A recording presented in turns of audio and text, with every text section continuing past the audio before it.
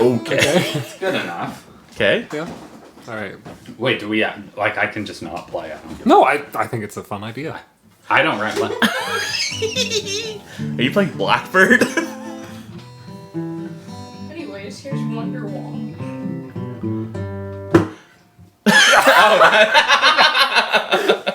You imitated the sharp cutoff and everything.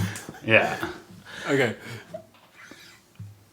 Do do do do do do do do do do do do do do. Hello and welcome to In the Garage, the podcast about Weezer that'll give you a fever. The uninterrupted podcast. Yeah, the podcast. I hope everyone has been listening to our weekly episodes. This is what, episode 300 and... We must be in the 50s. Yeah. Yeah, but mid to high, double digits in the 300s. Chaz, you look confused. Yeah, I just grabbed the guitar to play that, and now I realize, I either have to get up and put it away, or... You can, oh yeah, our Our producer. Yeah, one of the huge changes to In the Garage is we now have a production assistant. We now have a secretary. She may have just hit the guitar. I hope it's in good condition, but Noted, it is the secretary's guitar, so it doesn't matter if she hit it. Oh, we probably heard none of that. none of that from made the it over the record. mic. But yes, welcome back. It's been Tyler. I'll sort of soft introduce you here. When did our Teal album episode come out? I want to say July 2019. Wow, it feels like it's been longer. Let me I wonder look why. that up. Yeah, not much in world events lately. So it's been a real not much. Oh, this laptop is not connected to the Wi-Fi.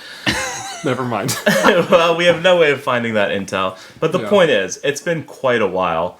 It's kind of crazy to think about that we talk about a band that is now almost 30 years old.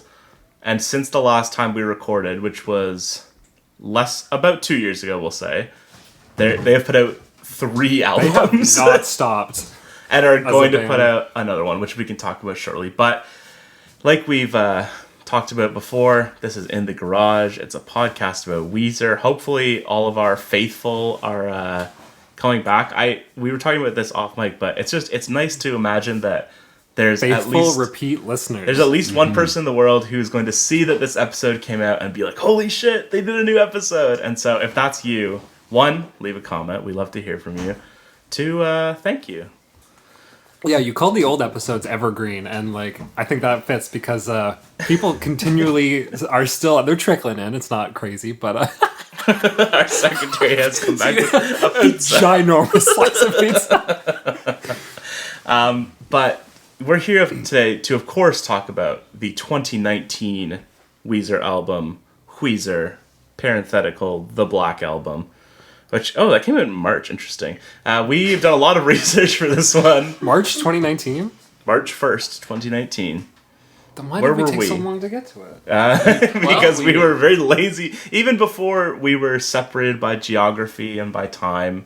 And And global events, we were quite lazy about recording the new episodes. I mean, we had a solid year to record a Black Album episode, and I do distinctly remember being like, we gotta do Black Album soon, and then it just never materialized. But what's really important is that we're here now, we're back. I'm Chris, as you of course remember, going to introduce the person to my left who is scrolling through. What are you looking for? Looking for the release date of... Oh, I just gave... February 5th, Wow. 2019. So that memory is, for me, locked into the summer. Interesting. But sound- no, we put that out before the Black Album came out. Wow, fascinating So stuff. we were extremely lazy. Yeah, I would love to go back and listen to our predictions about the Black Album. That'd be interesting to hear. We should have done a predictions episode. We can do a predictions episode. Okay, I'll introduce. Right now, post-dictions. we can do predictions for the upcoming Weezer album.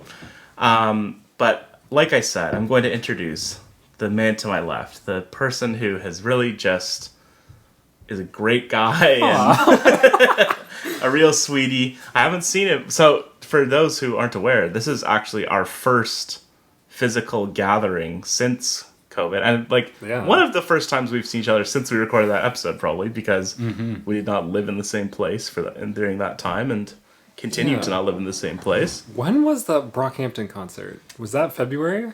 Oh, I was thinking that was November? September. Yeah, Okay. that was late 2019. Because I remember a time visiting I think I visited in February 2020. Oh, and I it was the remember that. crazy, I saw Phil and all these people and no idea that this thing was hanging over Right. us. Forgot about that. That was fun. Shout out to Phil. Love that guy. Phil, we love you. Oh, I love Phil. But I'm, of course, not talking to Phil. I'm talking to Tyler. Tyler, what's up? How are you? I have been so excited to record this pod. For It is so years. good. It's so good to see you guys. It's so great to be in the city of undisclosed name. We've never been. I feel like we've said. Yeah. But yeah. We're in the city of Toronto, and if you want to find us based on that information, you deserve the kill. You could pull a I Shia have a LaBeouf pretty stream. good security system, though, so... Yeah. You've recently had to buff it up. Yes. 'Cause, Do you want to tell that story? Or are the police do you still not? looking into it? Do you want to comment on an open investigation? Yeah, there was an individual standing outside of my window late at night. And An open window. You could arguably say that he was a creeper. Yeah, he was. That's a funny joke if you know the context.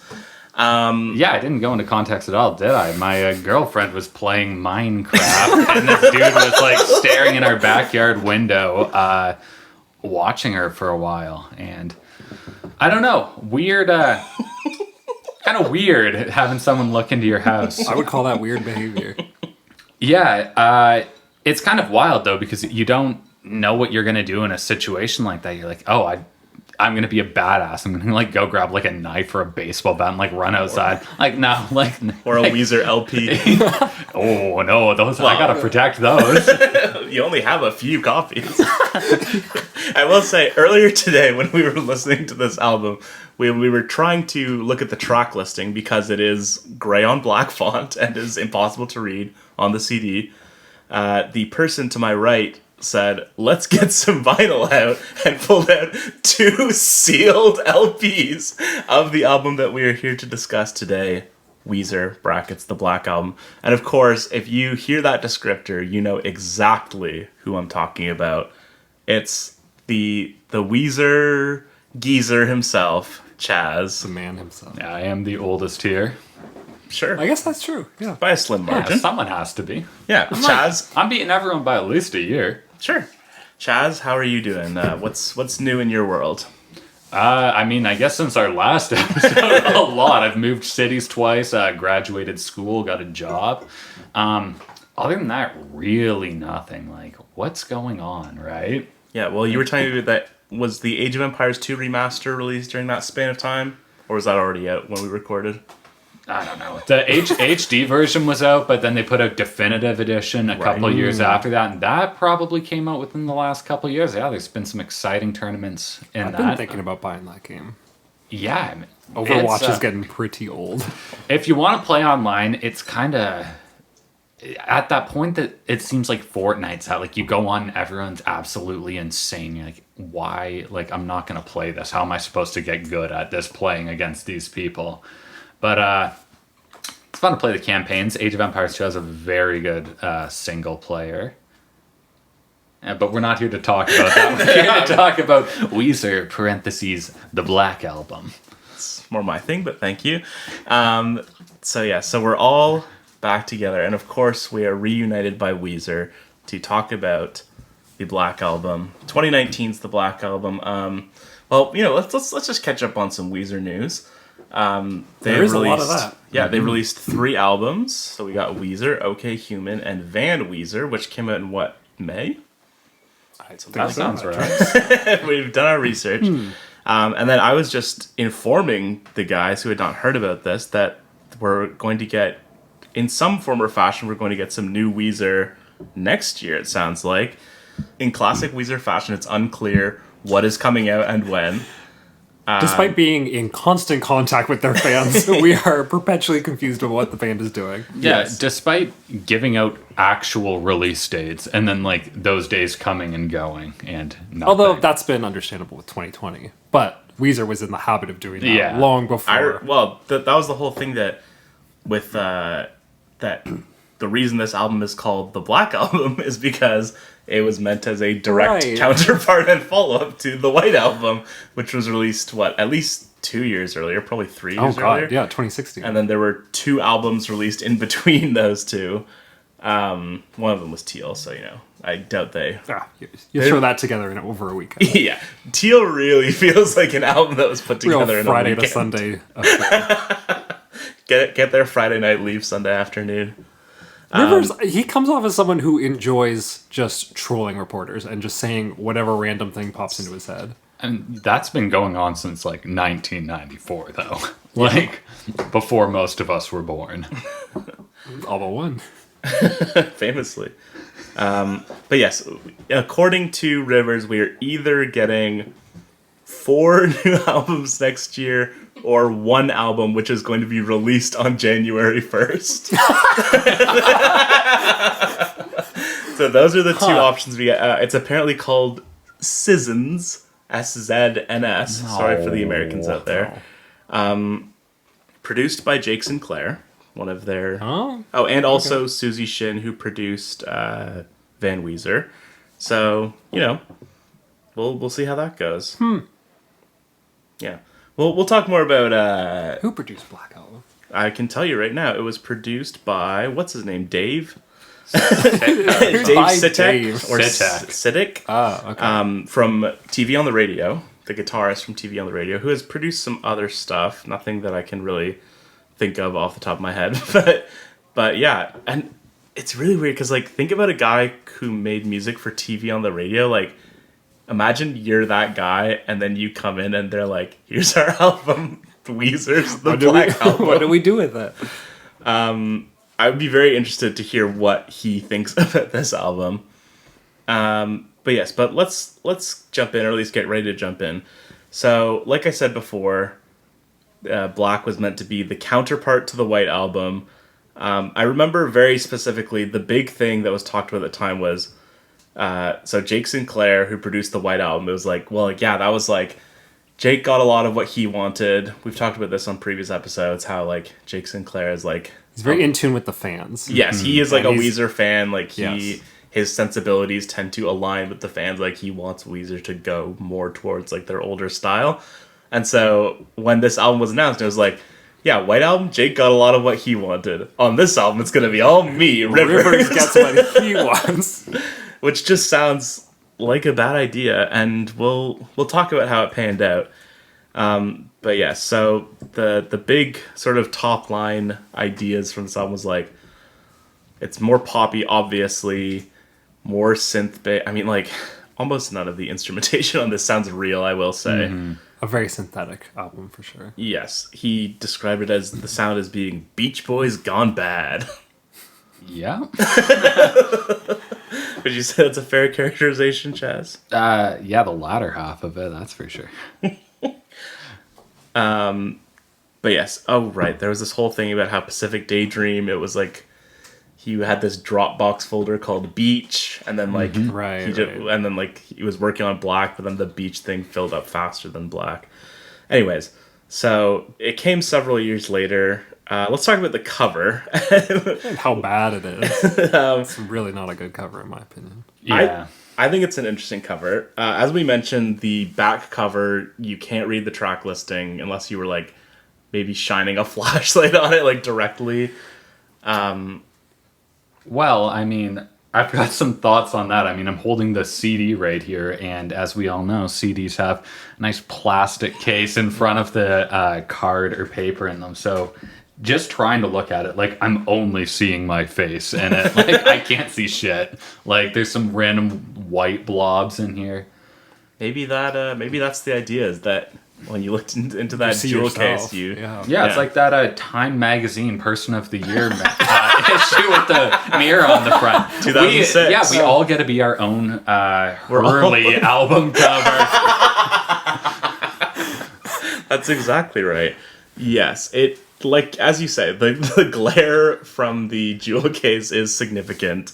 But yes, they're all standing in a very classic The Weezer format. Yes, in the color album format, but they are like draped in, you could say they're covered in oil like a duck. Yep. You could say they're Need like some fucking Dawn. That's commercial stuff. Yeah, no, I got you. I Swing and understand. a miss. That's good. Just No, lots that's of good. funny. It just took No, a second yeah. to click in. That's absolutely true. They need some Dawn. Or, wrapped in latex, I suppose you could say. Okay, so who's who here? Let me zoom in and okay. get a Yeah. good look. That's I'm almost certain. Okay, so it's Brian on the far right because he's the only member of the band that doesn't wear glasses. I believe it's Scott, Rivers, Pat, and Brian. That's what Yeah, I'm getting to. I'd agree. I've literally never looked at this either. Okay, Rivers, now that I'm looking at it, Rivers is standing like it was his idea to think of it for it to be draped in oil or whatever. Yeah. And he kind of looks like he's second guessing himself. Really, I think he looks. I think he's proud. very proud of it. Yeah, Oh, really? and everyone else is like, I'm not gonna be in this band for much longer at this rate. Like, It is Do such you- a mid 2000s, 2010s, early 2010s thing for like these rock bands where one person is looking at the camera and everyone else is looking somewhere else. Sure. Do you have an example? No. I thought you were gonna go for like a covered in oil thing, like that Strokes video for "You Only Live Once." Every No, time I forgot about that. Every time I see Remember that, he was wearing those white pants and Yeah, just flexing I'm into the like, room? Yeah. dude, I couldn't do this. I don't like. I don't know. It seems Like like for filming. Yeah, like Okay, yeah. no, this Seems seems gross. gross. Like Yeah. like imagine being in a movie and it's like, okay, and this scene will like dump honey on your face or something. Be like, Well, that doesn't sound too no. bad, but black I've tar. heard of the Strokes, but the gross? Well, I got a thumbs up from our secretary. Yeah, so, I mean, well, no, I don't want to be mean and talk about how old Scott Schreiner looks lately. Oh, come on. What? Am I wrong? Scott's handsome. He's aged well. I was watching a performance of theirs on some late night show recently, and I was like, the other guys have aged well. It doesn't help that Rivers like perpetually looks like he's like, He's very boyish. yes. And Brian is beautiful. Oh Yeah. He's a beautiful man. And Pat's Pat. yeah. Pat has always looked the same. Like when Weezer started, Pat looked like he was like a 45-year-old dad. So it's easy for him to sort of age into that. But is there anything else we need to discuss before we jump into the album proper? No, I'm ready. Yeah. All right. So in a twist of our usual format, our secretary, who appears to be currently drawing a portrait, I hope of me, instead of me compiling, yeah, it looks like me. Instead of me compiling the list and being the arbiter and knowing all the pertinent information, we have all been left in the dark this time. So our secretary has compiled the classic point-based. I believe I've tried to explain Our on the podcast. patented scoring system.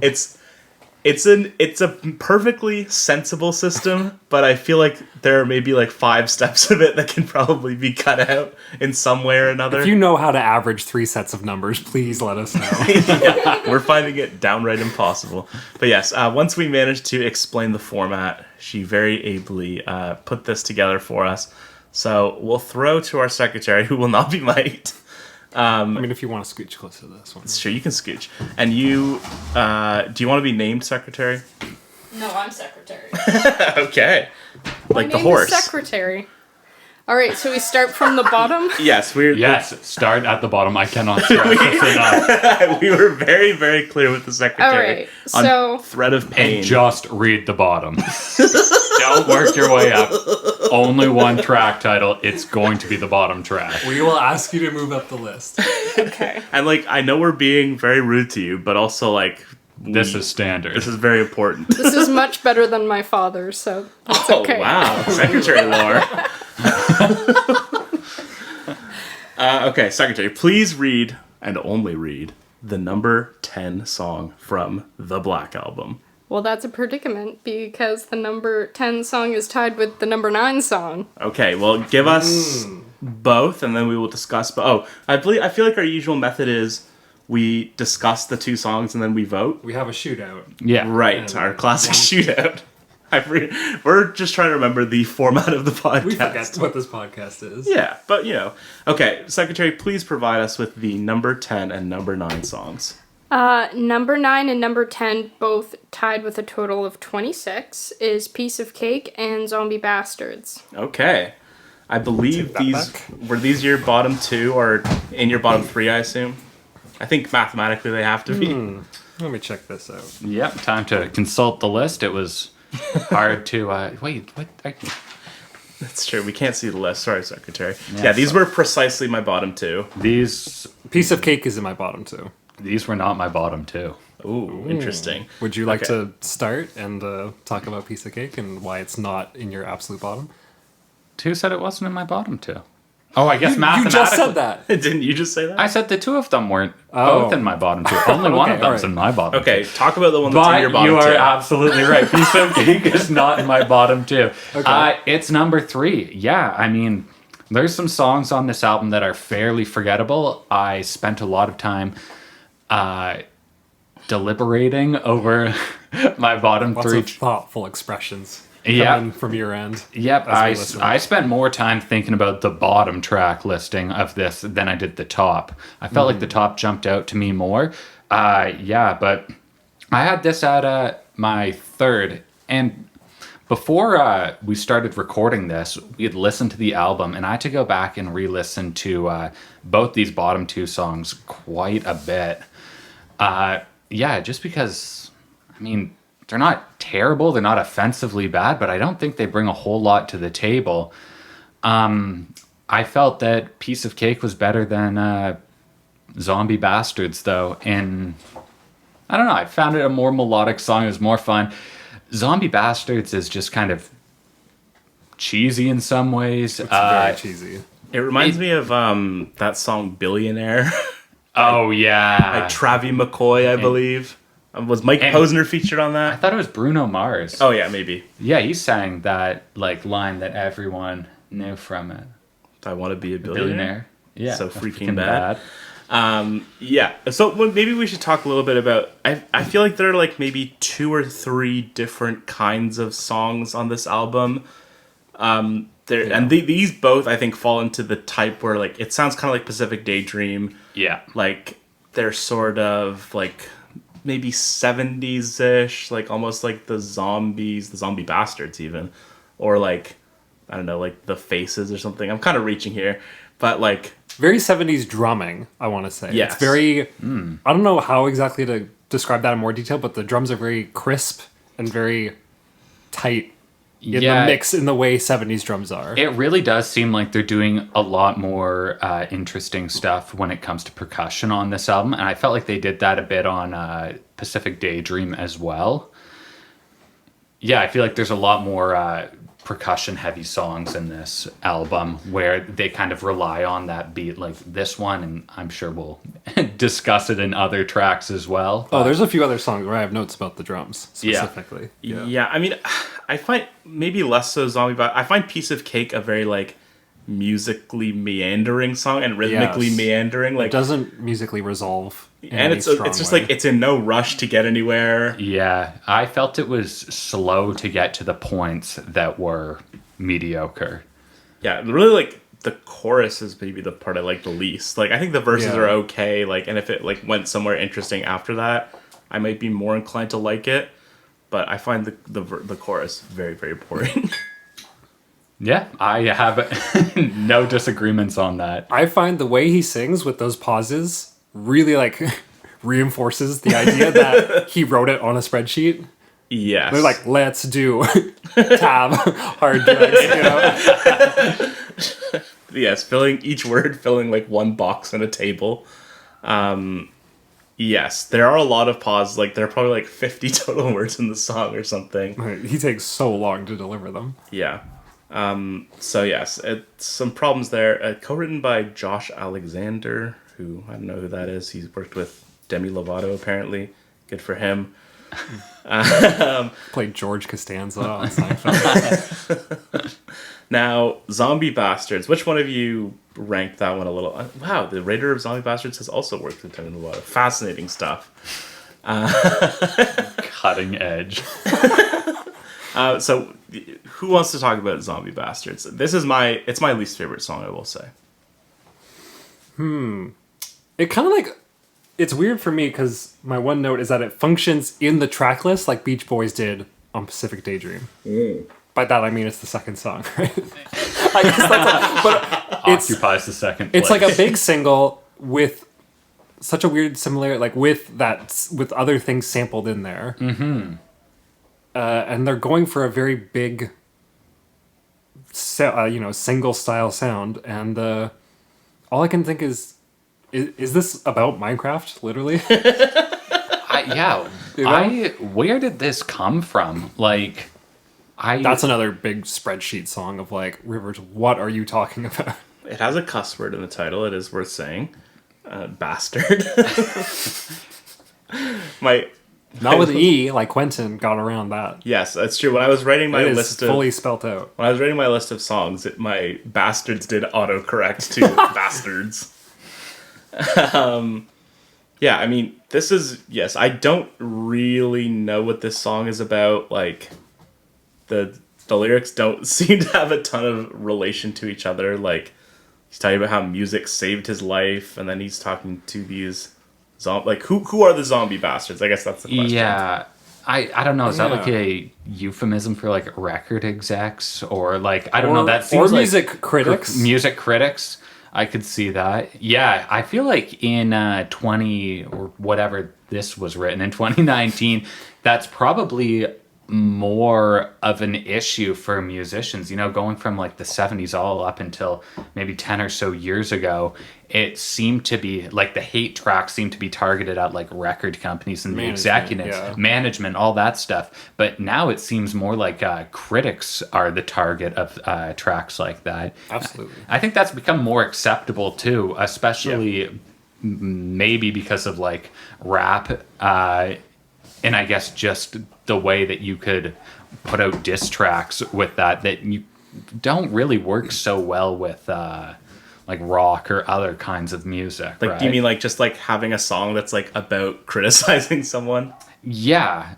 And I just feel like even with rap, like, I don't know, I can't think off the top of my head, but like there's definitely ones like songs about Anthony Fantano, right? Like I can't think of it, Head but was clean.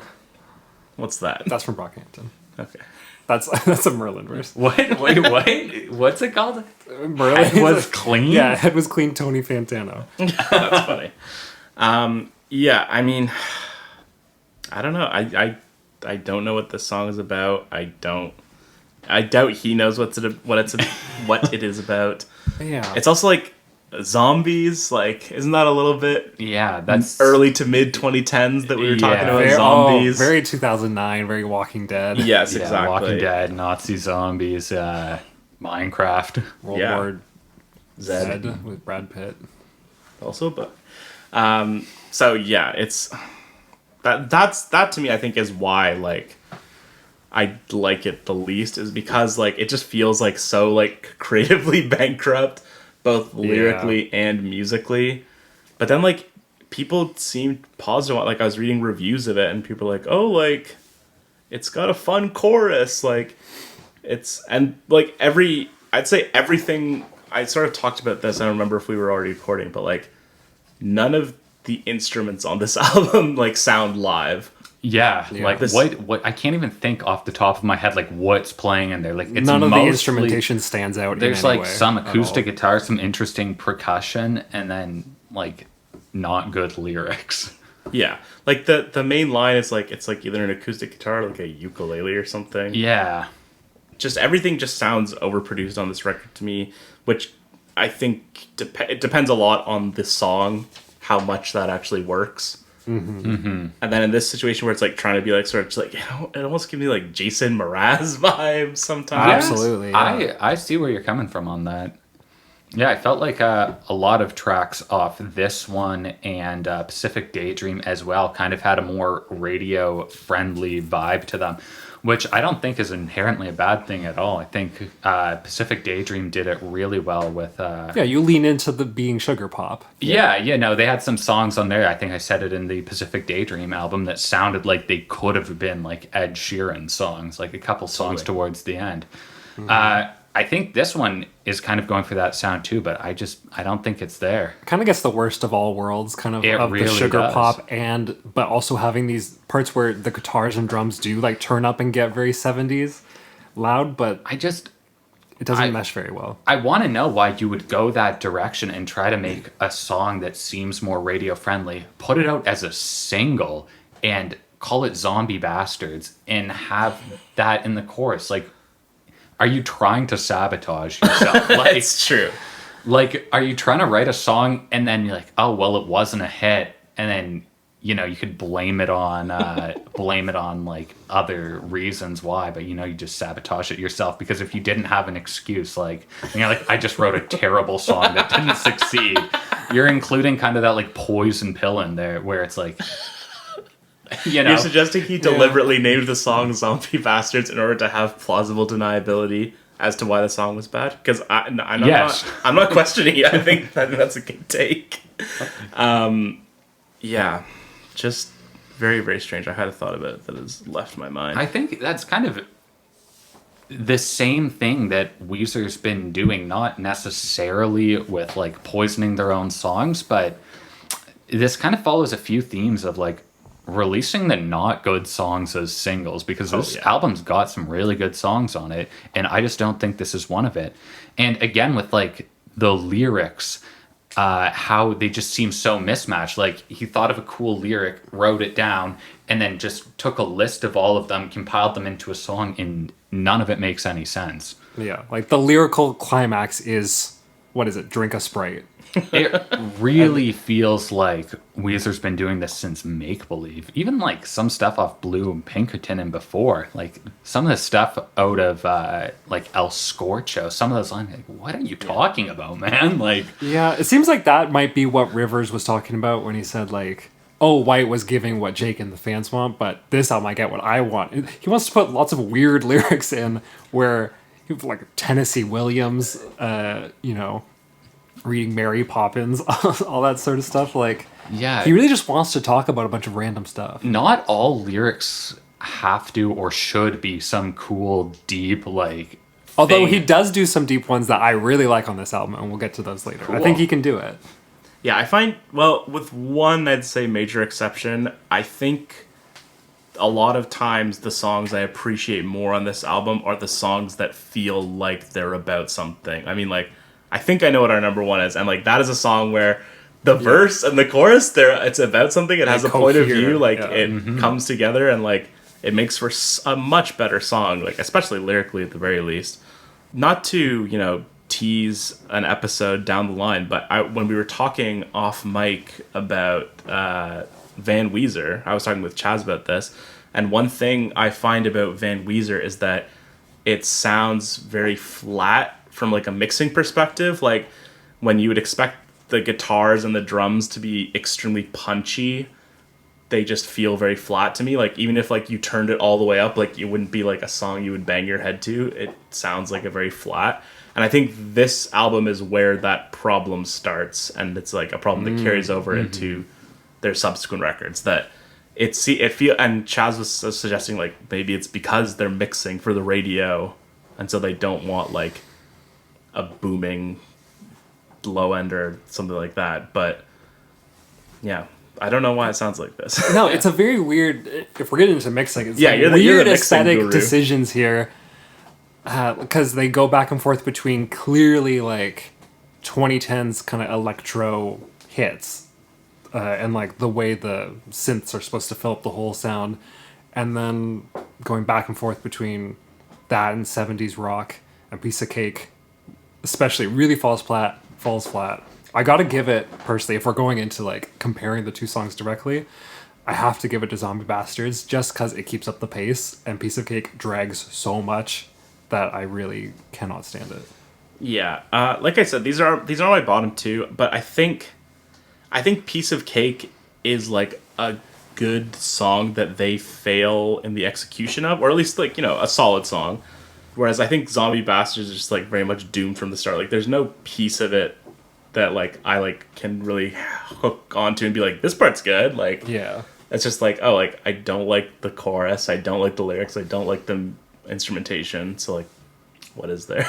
Yeah, and I think it really doesn't have it going for it that it was released as a single too. Oh no. And so, you know, it's one thing for an album track to fall flat, but a single to fall flat, especially when there's album tracks that are so much better than this, and I think all of our opinion based on where we ranked it.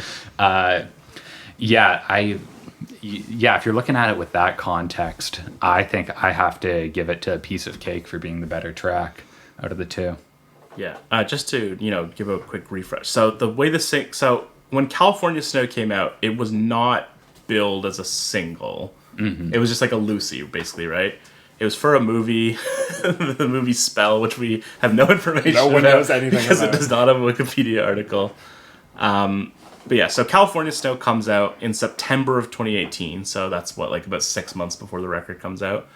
And then Can't Knock the Hustle in October, Zombie Bastards in November, and then both High as a Kite and Living in LA come out on February 21st, so basically a week before. There's a lot of singles for an album that came and went. But that feels like the thing now where like it feels like standard now that you'll release 4 or 5 songs on an album before it comes out. That's crazy. But it is the case, and a lot of that usually that's because like the albums are all like 20 songs long, but then this is like a short 35-minute 10-song album, and half of them were already released. They did the same thing with Pacific Daydream as well, and it's kind of disappointing when you get to the album. You're like, well, I've already heard most of this. Yeah, and it makes it. I think it like affects the way you listen to an album. Like we were talking about the 1975 earlier, their most recent album. A ton of songs came out before the album came out, and then listening to the record, I was like, oh, like these songs stand out, and like I like these songs more, and that made me think that I didn't like the album. And then when I went back to them, I was like, oh no, all these songs are good. Like I was just hearing songs I knew, and so you're automatically going to like a song that you've heard 5 times and like a lot more than a song you're hearing brand new for the first time. That's one of those things where it's like, you got, especially with a band like Weezer, creative decisions must take some sort of backseat to like financial, because singles do better financially. I don't albums, know, but right? what is? I think they do. But what is their like? I don't understand. That's what's so strange to me, because it feels like they're shooting for commercial, like success or like mainstream crossover appeal, but then it's like, so why did you release this song? Like, why was this like? True. Did you really think this was like the most commercial song on this album? Like. It just baffles me. Yeah, I think Weezer needs to really find out where their focus is when it comes to their target audience, because I think they might have the potential to have at least a radio hit here and there. Definitely. But I don't think they're going to get it going this route. It seems like they want to try to please everyone, but at the end of the day, it just kind of falls flat. Like it's stretched between like music critics, radio, and like Weezer fans, and then just like internet music fans in general. I don't know how to describe it, but it seems like there's a group of internet like music fans, people. right? Who I think they probably would be more into Weezer than the average radio listener. Yes, definitely. Yeah, it's like I can't imagine. I mean, like, I don't think this is a good song, so I would like recommend it to someone. But like, I can't imagine like talking to a friend who like likes like Ariana Grande and being like, you know what you should listen to? Zombie Bastards. Like, fuck no. Yeah, in terms of radio, Pacific Daydream was the radio album that they did. So why are they pumping the brakes on that style if they're still shooting for radio success? Yeah, and it just feels like leaning into more, and this has always been the thing, is like I feel like Rivers has like a fascination with the mainstream, but also has like a very twisted view of like what constitutes mainstream, like what will be successful commercially. Like I feel like his instincts for that are always terrible. The man's got ability, but just no instincts, I think. Yeah, or like just like inside. Like I feel like it's just like he is a person who operates on a different level than like the average human, and so like Absolutely. he just like lacks the ability to like understand what like a normal person likes. But we've talked a long time about Zombie Bastards, which and I think a lot of the things that we talked about there like do carry over to other songs in the album to some extent. But how does this work again? Do we just count to 3 and then say the name of the song that we think is... Oh yeah, that is how we did it. Yeah. You might be chalking me over to Piece of Cake, in which case I think we're all leaning towards. I mean, yeah, that's the thing Piece is of like Cake. we didn't talk that much about Piece of Cake because like it's just a song I don't find There's all that just interesting. not a lot to talk about when it comes to that track. I wrote down Too Safe to Hate.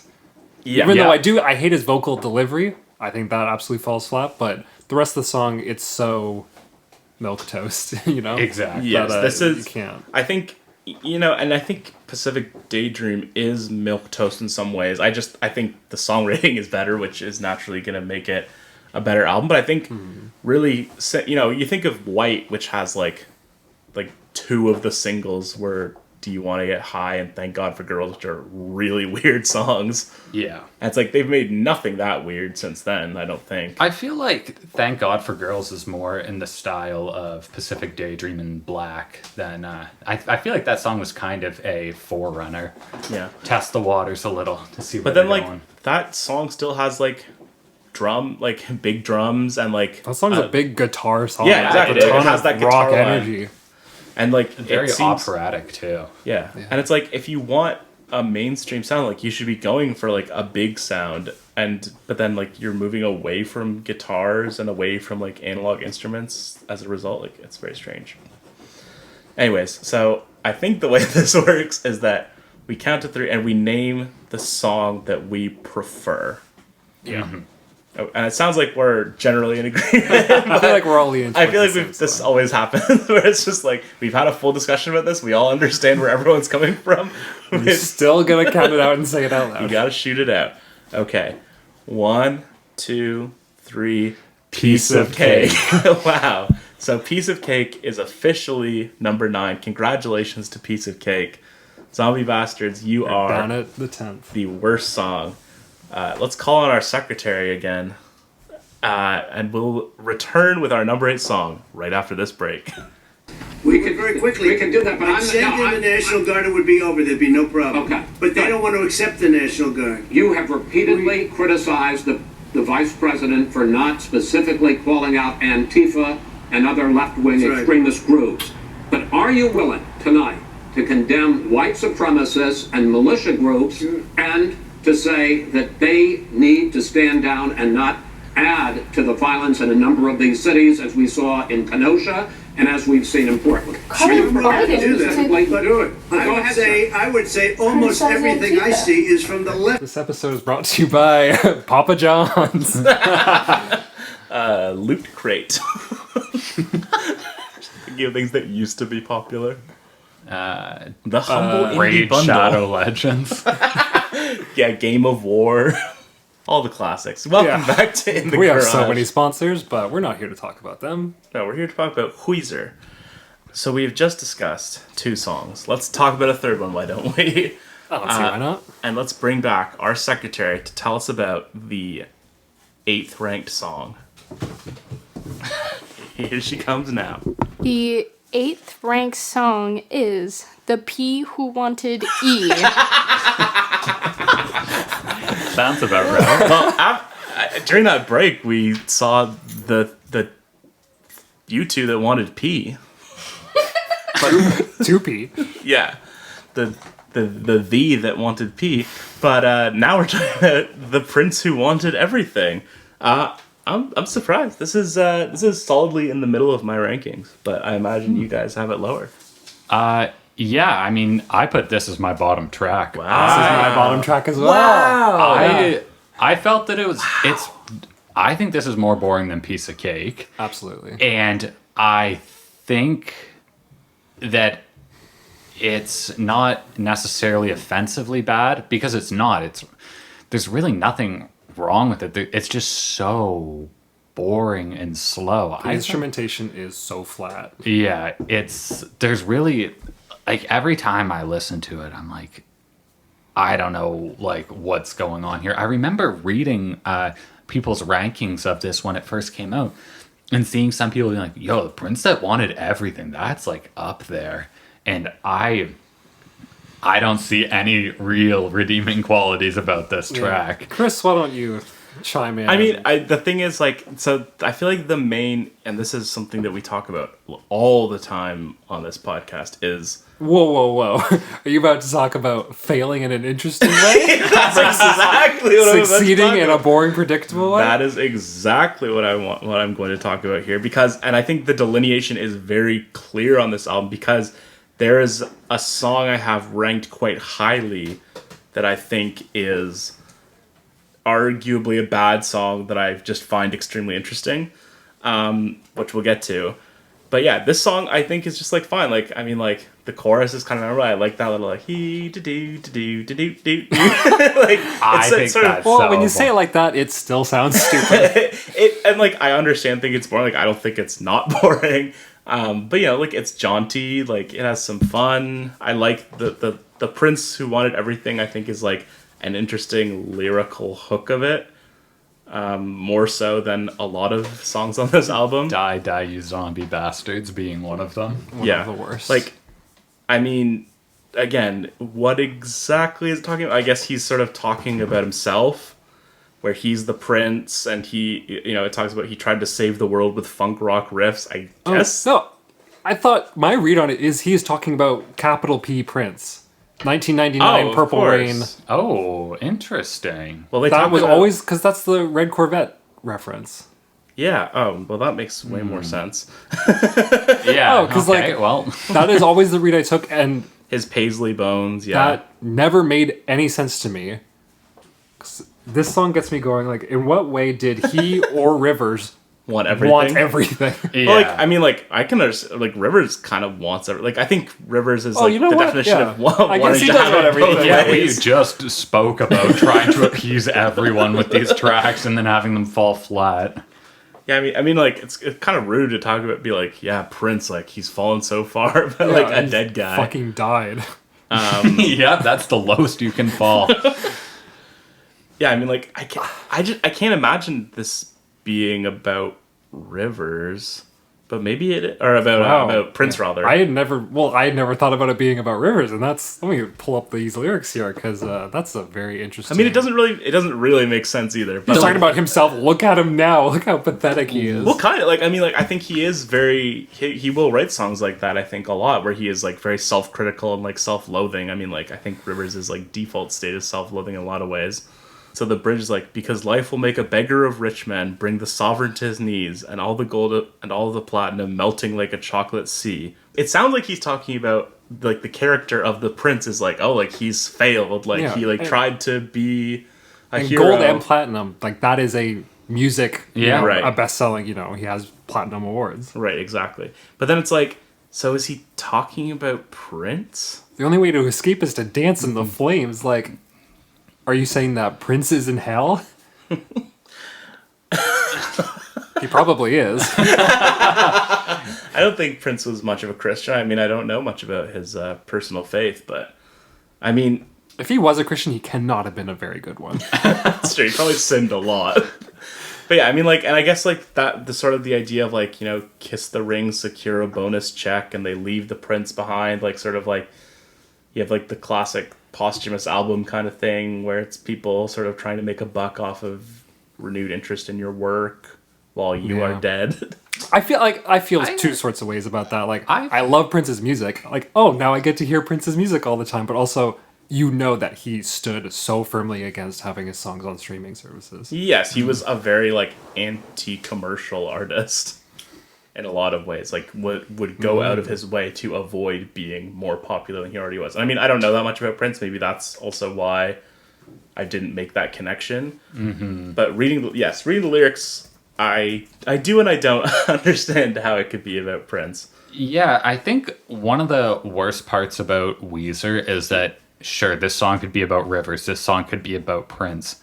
this song could also just be straight up about nobody, or like It could be about the idea of a prince. yeah, or he wrote some lyrics that he thought was interesting, and then thought, you know what, I'll make this about Prince, and then not everything fits perfectly, right? That seems like a very Rivers things to do. Yeah, I think the Kiss the Ring, secure bonus check line, and then being left behind, I kind of interpreted that differently about almost Rivers himself, where, the Blue album and I mean, even like up to Green, Make Believe and stuff were all very commercially successful.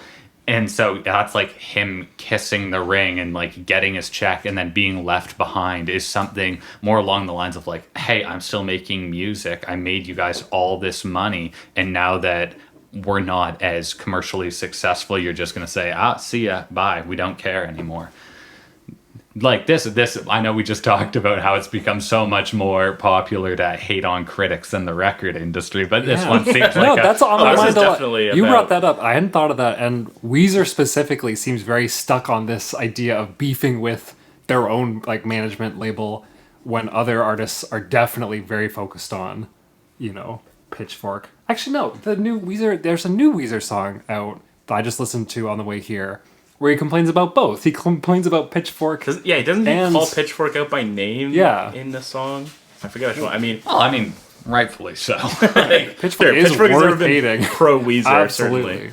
certainly. This is an anti-Pitchfork podcast. But I mean, like, I would also argue that the fact that we could have a conversation about, like you can't have a conversation about Zombie Bastards lyrics because they so obviously mean nothing at all. That like it's not even worth beginning the conversation. Whereas like this, like this is what I was talking about before. Like it has a clear through line. Like it has lyrics that are about something. Like you can argue like they failed to like communicate their idea, but like I mean like I think at the very least they communicate an idea. Like even if you can't.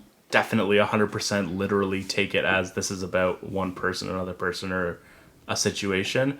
Perfect situation, even. That was a good song. And now that's a song. That was a good album.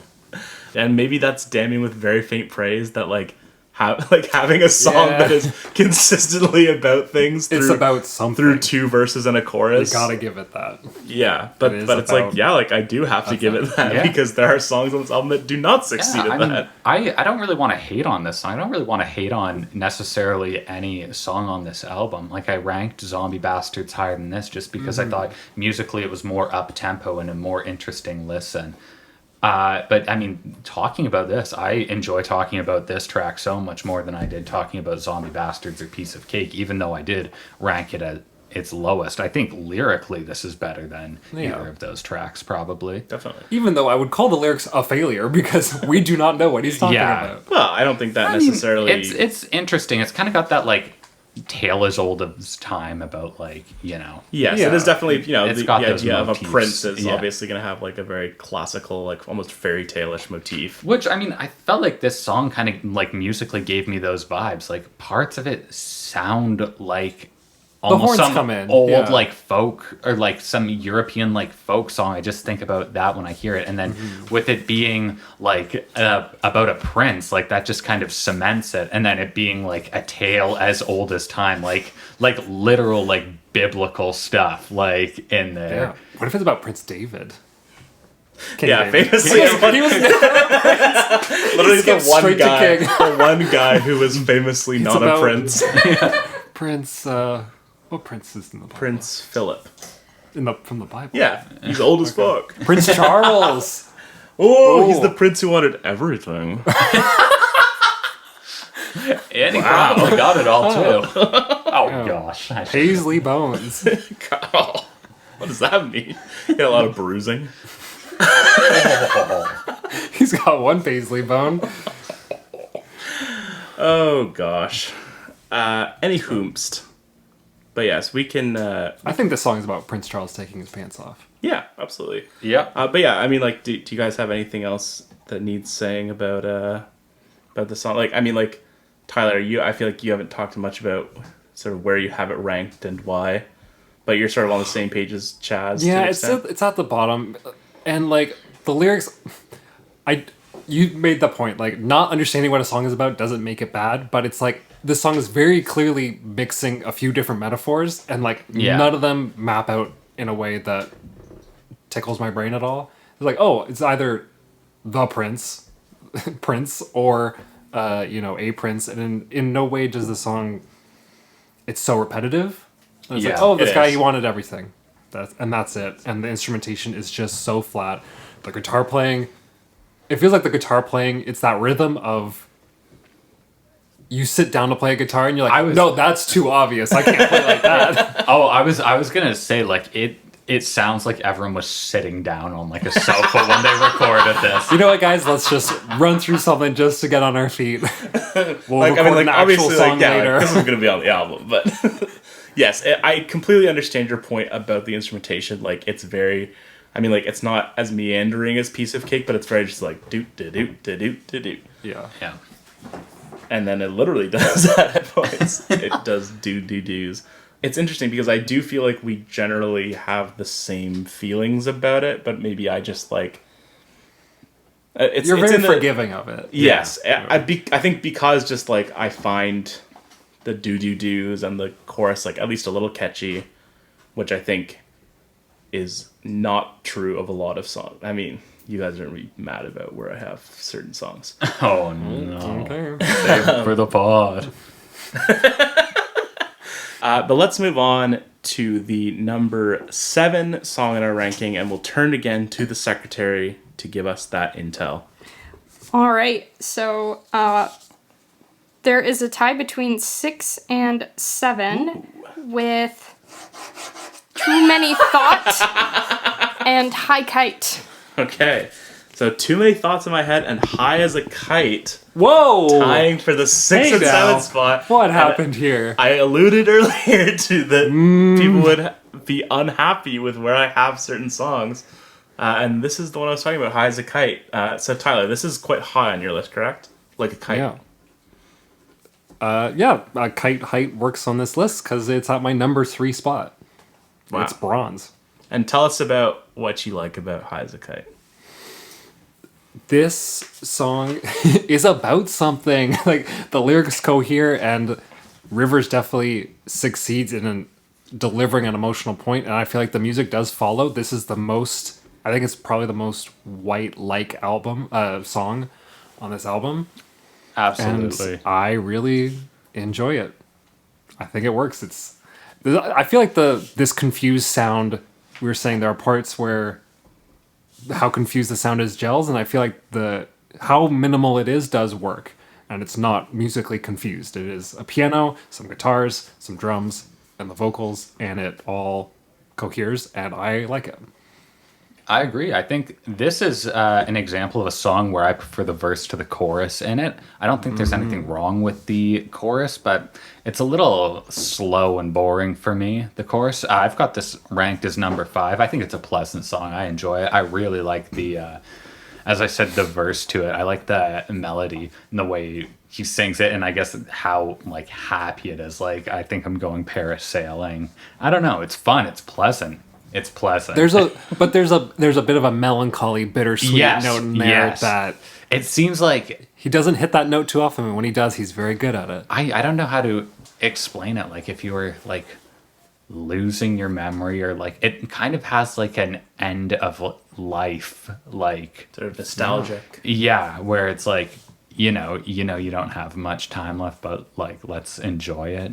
I don't know. No, I he's don't- one yeah. with the universe. He hits some sort of like Yeah, point of tranquility yeah, it's very in the tranquil. song. Yeah, Yeah, I think definitely, like, I mean, that's sort of what you guys are getting at, like, the line, I feel no pain, I feel no pleasure. Mm-hmm.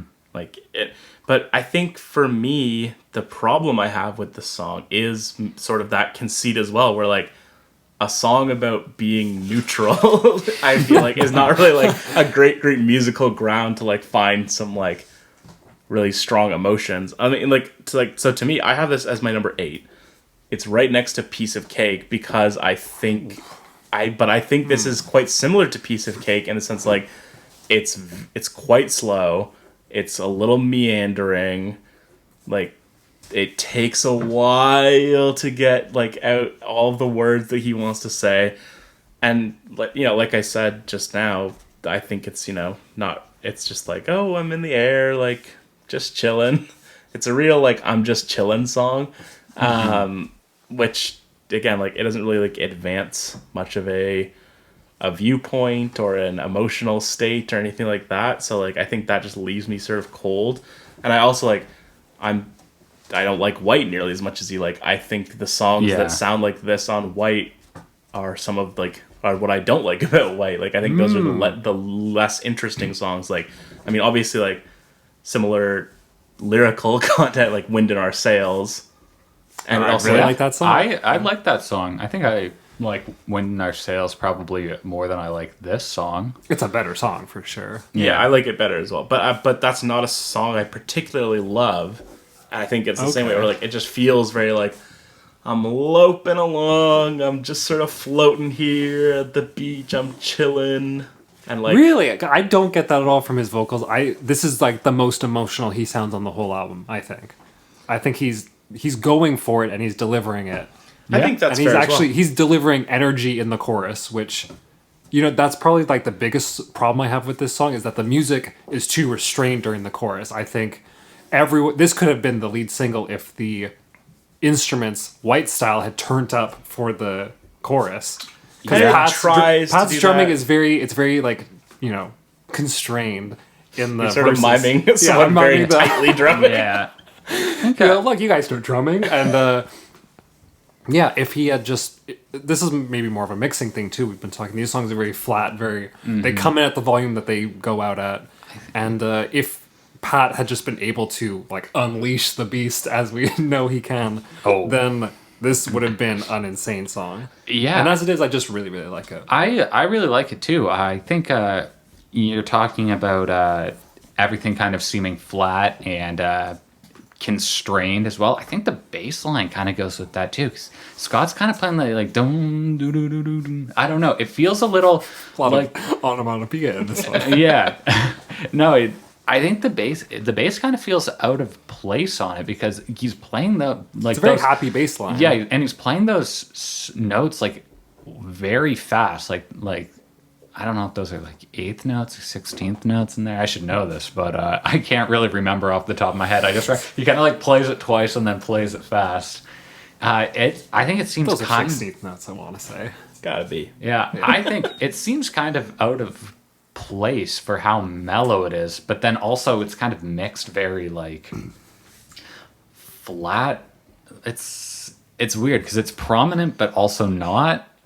Yeah. And I think it's prominent because it's kind of out of place, but it's also not because of the way it just sounds so mellow in there. Yeah, to your point, Tyler, I agree about the vocal performance. I think he is going for it, and I mean, like we talked about another song that's gonna come up later, where he's giving a performance. He is trying to make the melody go somewhere, but then I find that he doesn't really do that in the verses, and I think maybe that's why I think the song feels so flat. Like there's not really much of a melody there. I mean, I don't dislike the melody either, but like again, it's like song is really like, it's like Piece of Cake. Like I don't dislike it by any means, but I like nothing about it like reaches out and grabs me. Even though like I do agree that he's doing something vocally, I just think the overall product turns into something that I'm just like, sure, do your thing, buddy. All right. And especially, I mean, like, like you have the first two. It's the third song on the record, and then you're surrounding it with "Can't Knock the Hustle," "Zombie Bastards," and "Living in LA," all of which take It is like shockingly out of place in the track list for yes, sure. and all three of those songs I think like maybe are not full on like statement of intent kind of songs. I think "Can't Knock the Hustle" is very much a statement of intent song, which we'll Nothing talk but about. statement of intent. It's nothing but intent. It's true, but those are songs that have like a very clear musical direction, and also for the most part like have like are a lot of drive behind them. And so I think this that probably would have done better later in the track list. I think that's Yeah. I think that's very possible. And It like is prefaced with a terrible. I said this while we were listening. A terrible transition. It is volume down on Zombie Bastards and volume up on High as a Kite, and that is all the transition we get. yes, I think that's the main thing for me is just like a lack of any kind of motor behind it, especially like well, I mean, again, living in LA is relatively high on my list, and that's a song that has a ton of drive behind it and feels like it's going somewhere. It's a good point. I still think the energy's there for me. Yeah, especially I mean, in like, the guitars, when in the chorus. Maybe I am looking past the mixing issues, and I feel there is still a skeleton of a song that works for me there. In a way, Piece of Cake is, I think, just wasting its track length. right. And High as a Kite, it is very simple. I don't think it's wasting any time, and I think the lyrics are much more economical than time wasting. Yeah, I think it's maybe unfair of me to compare it to High as a Kite or to Piece of Cake rather, because I do think there is like, there's more to it than Piece of Cake, but for me, like, it just feels very like good. Maybe that's the kind of music I like. Yeah, and like you like White a lot, so it makes sense that a song like this, like that's what we're talking about, is like there are some parts of this record that sound like they could come off Pacific Daydream or even White. Although Piece of Cake is also one of those songs which we did not like, but it makes sense that, because I do definitely think this song could be on White or Pacific Daydream and sound not out of place. Maybe that's what I'm doing. I'm going, oh, imagine if this song was on White and mixed in that way and delivered in that way. And I'm going, oh, that would have been a better version of this song. Yeah. Yeah. But this is actually tied. And, well, again, we always talk about how we talk each other out of our opinions. But the Prince... Oh, wait, no, not the Prince Who Wanted It. Too Many Thoughts in My Head is maybe a song I had ranked too highly now that I'm looking at it. I mean, that is a song that does not have a lot going for it other than that it's like, it's driving, it's up-tempo, it has some life to it. Ooh, you know what? Too Many Thoughts, that one really... My stance on it, I start off not liking it. By the end, the second half is so much stronger than the first. Oh, man, I completely agree with you. And it almost on that. recontextualizes the first half into making me like it. Exactly. And just talking about this now, like on my list, I've got this one right below High as a Kite, and I'm starting to think I might have to change that. Just because, like you were saying, the ending of it gets so much better. And I can think of so many songs where the first time you hear it, you're like, okay, this is boring. And you're like, oh, I got to that sweet part at the end. And then once you get more and more used to it, like you're listening to the song. You spend the time waiting, anticipating. Yeah. And then it kind of turns into like, I'm enjoying this first part that I might not have enjoyed so much, like on its own. Mm-hmm. A song I'm thinking of that's like that is Flash Delirium by MGMT. The ending of that song is absolutely insane, and it really makes you wait for it. But once it hits, you're like, this is mind-blowing. And going back and re-listening to that song so many times, like, no, I like all the song now, even though I found so much of it boring beforehand. Mm-hmm. And I feel like this is a song like that where the first half of it kind of sounds like a more kind of boring Beatles song to some extent, maybe off from like the Beatles for Sale phase. And then it's got that really interesting part near the end that sounds like some Gwen Stefani stuff. There's a spoken element, and it's sort of underneath the chorus, and you have like all the different parts going at once, which I agree is very cool. But like, I mean, I think what I like about this song, similar to High as a Kite, is like it feels like the chorus goes somewhere. Like I find the Too Many Thoughts in My Head part sort of boring, but then it like actually like takes it to another place that feels musically interesting. Mm-hmm. And I feel like that's something that is lacking in a lot of these songs, where it's like the first line of the chorus sort of sets what it is, and then it just repeats that 4 times, kind of. No, the music definitely elevates the lyrics in this one. Mm-hmm. Do you think he means like edibles or? Yes. Okay. Well, I don't know. River says some stuff.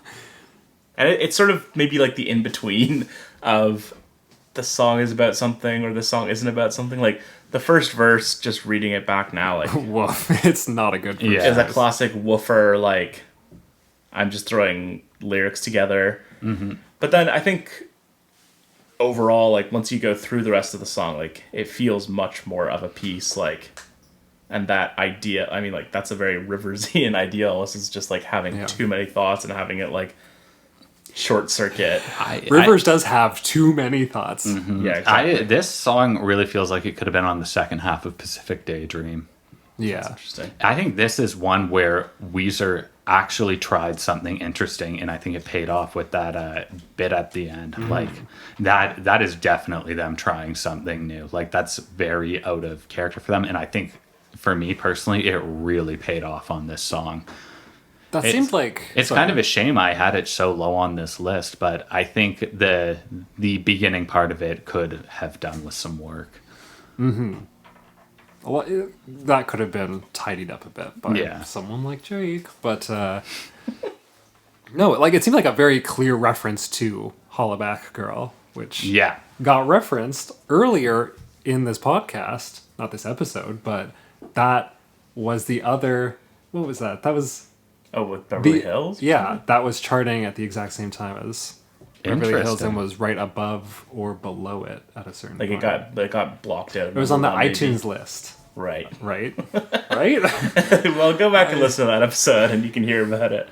Yeah, this is a song that, again, like, it's one I don't think a ton of, but the more, like, Chaz, you talking about it does make me like, oh, this is pretty interesting.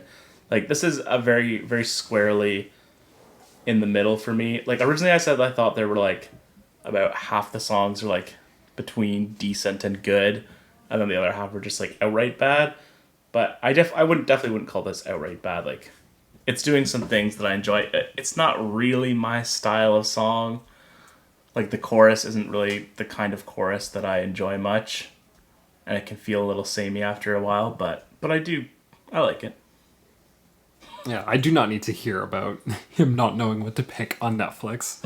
Yeah, that is not worthy of a song, in my opinion. Yeah, he uses way too many like references to like modern menial stuff. Like, I don't care, man. Like, not even just modern stuff too. Like, he's also like, I'm reading Mary Poppins. Like, I'm sorry. Yeah, do I need to hear about that? Yeah, no, I'm not talking just modern stuff. I'm talking about just like modern like references. Like, what am I? There's so much stuff on Netflix, but I have nothing to watch. Like, yeah, we get it. We've all felt that for like years. The reason you don't need to sing about it is because it is such a base emotion of exhaustion. And you know, some things are like stuff that everyone has felt, but like no one's put it into words or like made a meme about it yet or anything. But like, no, this one's been done. Like, everyone knows about that. Even this morning I was like looking at one meme that's like, me picking my major, and it's a dude like blindfolded throwing a dart at a dartboard. It's like me, I guess it's YouTube, but like picking a YouTube video to watch while I'm eating it. It's like some whole like CIA like setup where he's like looking through everything. Yeah. Like the whole thing with like cables, like, there's 1,000 channels, but there's nothing to watch. Yeah, like that's like it's a very hacky stand-up bit from like the 90s, bit. And it's just like basically a refresh of that. But anyways, shall we? I don't even think I know the answer to which one I prefer at this point. But let's do our little shootout so we can decide. This is between 6 and 7. Is that right, Secretary? Yeah. All right, so we will be naming the song we think should be number 6 in 3, 2, 1. Too many thoughts. Wow. Yeah, okay. I flipped on that one. I think I'm sticking.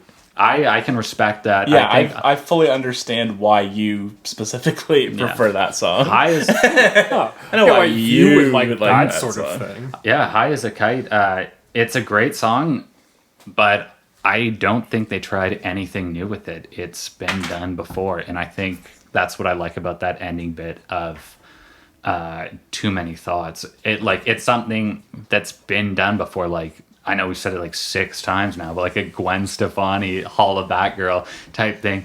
And or even I think Rivers himself has done like rap. I'm doing air quotes. Yeah. And no, I think it fits really well in this. I love seeing them take an element that I like from something else and bringing it into their music. And it gives the song it's like a rhythm, so it gives it some propulsion to it as well, which is something that it changes up something that would have been otherwise somewhat boring. Yeah, exactly. I do think that piece alone And we've talked about significant this impact. on previous episodes too, but like Weezer does seem to be the masters of like adding a little flair to their final choruses, which Yes. I love that about Yes, them. me And too. I think this is a perfect example of them doing that. 100%.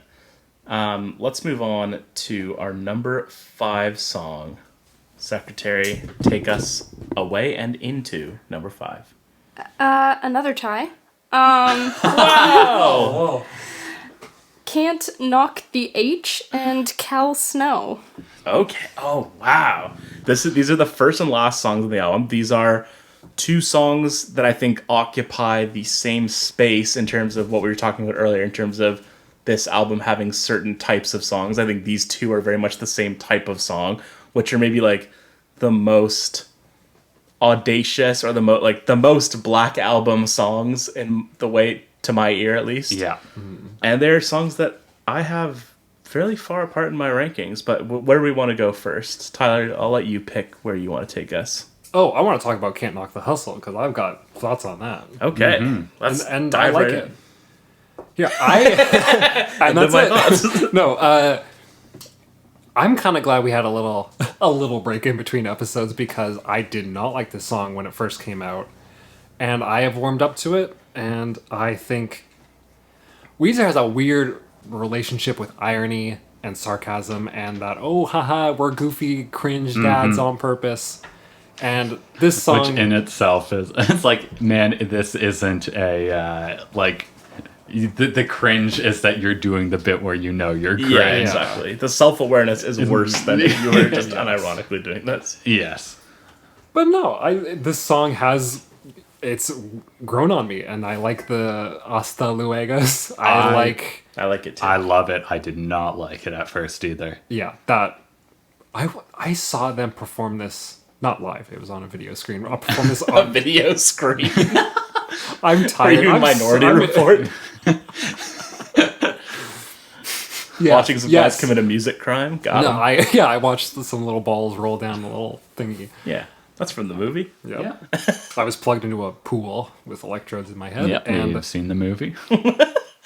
And Tom Cruise was actually there saying hi to me. a guy named Tom was there. Wow. And it was. I'm glad we talked about this and It we was got to up- something I interesting. was at work, and we had finished, and we had thrown up watching the ball drop for New Year's Eve. Balls dropping. Like from Minority Report. I thought you were talking about your medical problems we discussed off mic. Go on, Tom. I'm sorry. You were watching. That was New Year's Eve, I imagine. Balls dropping. Balls dropping. Yeah, and I saw it at work, and they performed it live on New Year's Eve. Interesting. How did the crowd like it?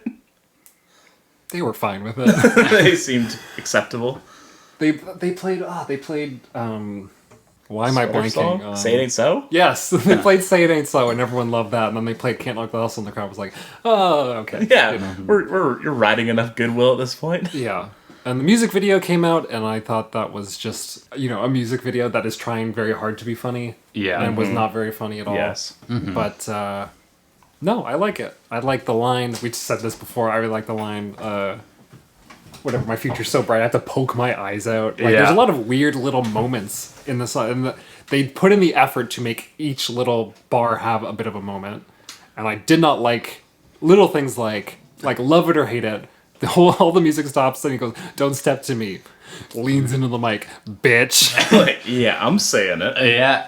No, I think I agree with that. Weezer so many times kind of tries to do something similar to that, and we've discussed it earlier today as well. But I think it works in this one. I love those little bits. Like, I know previously I had said, like, oh, you don't have to make every line an interesting line and throw together a mismatch of words. But they did it in this one. I'm entirely backtracking because I enjoy it here. Which is why I think I had this at number 3. This was one of my favorites off the album. Yeah, I had a similar experience though. I didn't like it when it first came out. Didn't like the direction it was going, and then one time the secretary and I were driving to her parents' house, Wow. and it came in You on and the secretary have an intimate relationship. It came in on Workplace the romance. on the radio, and I was like, oh wait, I love this. Like, I hadn't thought about the song in like a good 6 months or so, and it came on like, this is good. Yeah, it's a song that I like when it first hits my ears, I'm like, this sucks. And like I was like instinctually I was like, well, this will probably be at the bottom. But then as I was making the list, I found it creeping up. Like, it's my number 7, and I think it could definitely go higher. Like, I don't love it as much as you guys do, definitely. Like, I don't think you can make a whole song that's the sort of Rivers rapping thing. Like, I just think that like wears out very quickly. Like, I think it works in small doses a lot of times, like in California Snow, for example. So I do think that like it's an it's an inherently flawed song to my ear. Like, I just think like there's something that just does not hit my ear right about it. But I can't really say I hate it either. Like, it's a really interesting song. It's like I said at the top, like, it's a statement of intent song for sure. It's a song that is markedly different from basically anything they did before. I said earlier that a lot of that, like, I would say that more than anything else, this album sounds like Ratitude. In terms of like incorporating pop sounds of the day, sort of having a more hip hop bent to it a lot of the time. It definitely has a lot less guitar than Ratitude. I think it has less guitar than any Weezer album, really. But I think that that's sort of the direction, and like, so, and I feel of two minds about that. Like, I can find it interesting, but I still can't fully be on board with it as like a good song. The star of this album is the modern production, which is to say overproduced. Everything is super compressed. Everything is super stereo widened. I was listening on headphones, and everything is very plush and very processed. But this song still, the horns come in and it is goofy in a way that I still enjoy. Yeah, I don't think I've ever been someone who like really loved their like goofiest songs. Which, you know, could say that's more of a me problem. But yeah, and it's like, this is on the verge. This feels more like a guilty pleasure to me than it does a song that I can just unequivocally say is good. And that's, again, like, a guilty pleasure song is still a song you like. Yeah. I don't get that from this song at all. I thought this song was fairly forgettable. When we were listening to this before we started recording, I was like, oh, this song's up next. I don't even remember what it sounds like. It's been so long since I've listened to this, and this song just didn't stick out to me. I was pleasantly surprised by it because it was better than I remembered it being. But I had pretty low expectations going into it, so that's not saying a lot. I did have this song ranked in the bottom half, but not in the bottom of it. I thought this one stood out at like quite a bit ahead of Zombie Bastards, the Cake one, and the Prince one. Yeah, I think, yes, again, like, at the barest minimum, it's a very interesting song, and it's not a song that I think you can really point to any other Weezer songs and say, that sounds like this. Yeah, you would say it fails in an interesting way. But I don't even think it fails. I just think, like, I think at the bare minimum, it's interesting, and, like, whether it's good or bad, you can sort of make your own call from there. Maybe that's just it. Maybe it is an earworm for me, and it pops into my head randomly all the time. And this is one that actually I did remember, and that stuck out to me, and I could, kind of hum it and recite the lyrics from memory. Yeah, Whereas definitely. that is not true for a bunch of other songs. Yes, that's definitely true. And I agree that, like, I like the chorus, I like the horns, like, the things that you like about it, I also like about it. I just think I can't quite get to the same. Yeah. You can't leave a of- 5-star review. Right. And I even the lyrics, like, they sort of vacillate for me, but like I like the line "Future so bright" line, and there are other lines that I think are interesting, and like the sword, I'm not quite sure what it's about. Like, it's definitely like Part of it is like a pork and beans style, like we're talking the management thing of like, oh, they want a hit from me and they're gonna get this and they won't even know what hit them, Yeah, and it's also a bit, I think it's like almost like a very cynical look at like like it almost is about capitalism in some ways. I feel like he's talking about like, you know, running up his credit cards. He's talking about like selling lemonade by the side of the road, and like the whole chorus of talking about hustling, which is like a very very much a thing. I'm sorry, when did we start talking about Can't Knock the Hustle? That's what we were talking about this whole time. Did we not switch to California Snow? No, we haven't. Were you talking about California stuff? Yeah. There is literally no way to edit around. I just butchered that. I swear we switched to California Snow. I forgot the title of Say It Ain't So. Yeah. No. So this one I had ranked as my number 3. Can't Knock the Hustle. I okay, quite great. enjoyed that. Yeah. Great. Wow. So we're a little rusty. It's been a while. I mean, I'm doing fine. I'm physically in rough shape today. Yeah, I am too. I'm doing fine. But let's start with California Snow. We've already heard what Chaz has to say about it, how you were sort of pleasantly surprised. This is a song that I had remembered you guys liking at the time, and I was like, this is terrible. Especially like right when it came out, like before there was even the announcement of an album. It was just like a song that came out. Tyler, when we were sort of just starting to talk about the record a little, you were like, this is a song I have no notes for, which is crazy to me because like I think this is an insane song. Like I think this is maybe the most interesting song on the record. Yeah, I literally have no notes because I do not know what to say about this song. Like, what do you... California Snow, that's cocaine, right? Sure, probably. Is that not the slang? I mean, quick Google. I don't know. I absolutely thought that was what the... I know, I think that's definitely I never right. did coke in the 80s. But yeah, I mean, like, this is a very maximalist song. I think this is Rivers filtered through Kanye West in a lot of ways.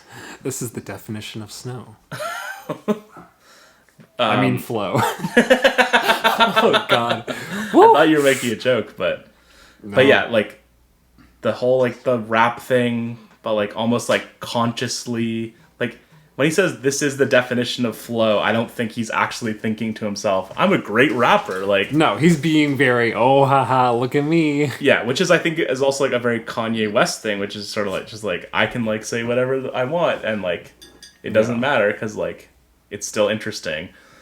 The intro of this song is, like, crazy. Like, it's sort of, it's a lot of synths. I think there's some guitar in there. It's like a lot of like arpeggios. Like it's very overwhelming. It goes in like it's almost like a Travis Scott type song. Yeah, it almost has like the signal like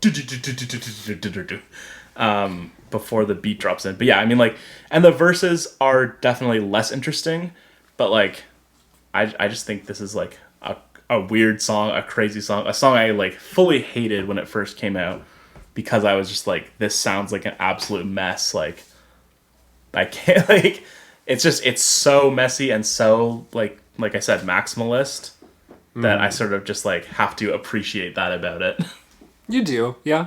I appreciate that too. I think for me, the drop of not liking it back then, or of liking it a lot back then and putting it lower for the album, in part is this thing we were talking about before, which is, don't have a song out for ages and then throw it on a track list, which has to be purely for monetary reasons. So yes, it's something to do with the streaming and the way that the like listens are calculated, and especially like when it's the last song on the record, you can really like feel like you threw it on there, so that you could count the streams for the single for the album. Yes, and it was just like you didn't really like you didn't even bother to like put this on a track, like on a sequenced track list. You literally just thought to put it on the end. It's very lazy. And like, you know, like I think there are a ton of like Hotline Bling is the one that always comes to mind for me, where like that song was out for ages and ages before. Like I think a full year, maybe. Yeah. Well, we were just talking about this before we started recording.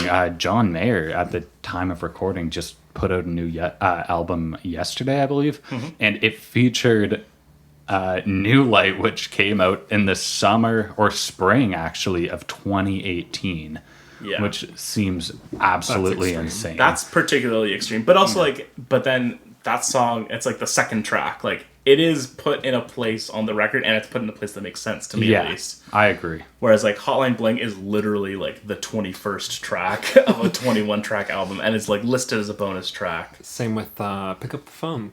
Yeah, that's a good one as well. Yeah, another one that's kind of like that is in some countries, Weezer put Island in the Sun as the last track on Maladroit. Oof. That's weird. Yeah. But yeah, I mean, like, yeah, this song, like, it's almost, and I think it is very similar to what I find interesting about Canada Puzzle. I don't even know if I could really express what I find more interesting about this song compared to Can't Knock the Hustle. And I do think they, like I said earlier, they occupy that same sort of like real estate on the album of being like maximalist, very like consciously moving towards a different sound, things like that. But I think California Style is just like a more inherently interesting song. I would call Can't Knock the Hustle a more interesting song. That's fair. I would agree with that. Because California Snow does get repetitive. Mm-hmm. Yes, by it the end does. of it. It's really, when I'm ranking it that highly, I'm ranking it on the intro and the chorus for the most part. In terms of mood, yeah. Like, He like, is I'm just really singing ranking like, off of like he's- 30 he's seconds. down to go down, you know. Mm-hmm. Yeah. I mean, it sounds like we're in agreement here. Yeah. But we can proceed to the shootout. So is this the number 4 and 5 songs? Yes. Okay, so the number 4 song is 3, 2, 1. Can't Knock the Hustle. I will agree with that. Yeah. I don't think it's a better song. It's not a song I would reach for over California Snow, but I think your points are very valid about what makes it interesting, what you like about it.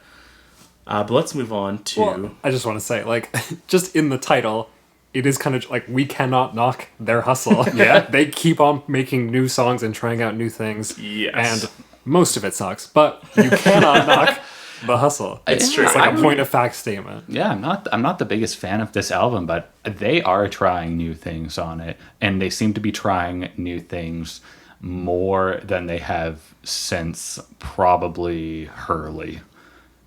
Yeah, And I think some of it's a miss, some of it's a hit, though. I think Can't Knock the Hustle is a great example of one that is a hit for me. yeah, like you would never expect a Weezer song to sound like that, and it like No. does. And it goes I to an think interesting you place. gotta put yourself in the mindset to kind of enjoy that, or at least appreciate it, because I know when this came out, I was kind of hoping they'd go back to making more albums that sounded like Everything Will Be Alright in the End, which is an album I loved. And I was still kind of holding on to hope that, like, after the White Album, which was similar in some ways, like we'd see a darker album like the Black Album, which people were saying like, if the White Album's blue, like, the Black Album will be like more like Pinkerton. Yeah, and I was that's kind very of much not that. I was really hoping to hear an album that sounded like the White Album but darker. Yeah. And I don't think it gave me that, which is why this song was kind of like, oh yeah, like the first single off this new album that's supposed to be like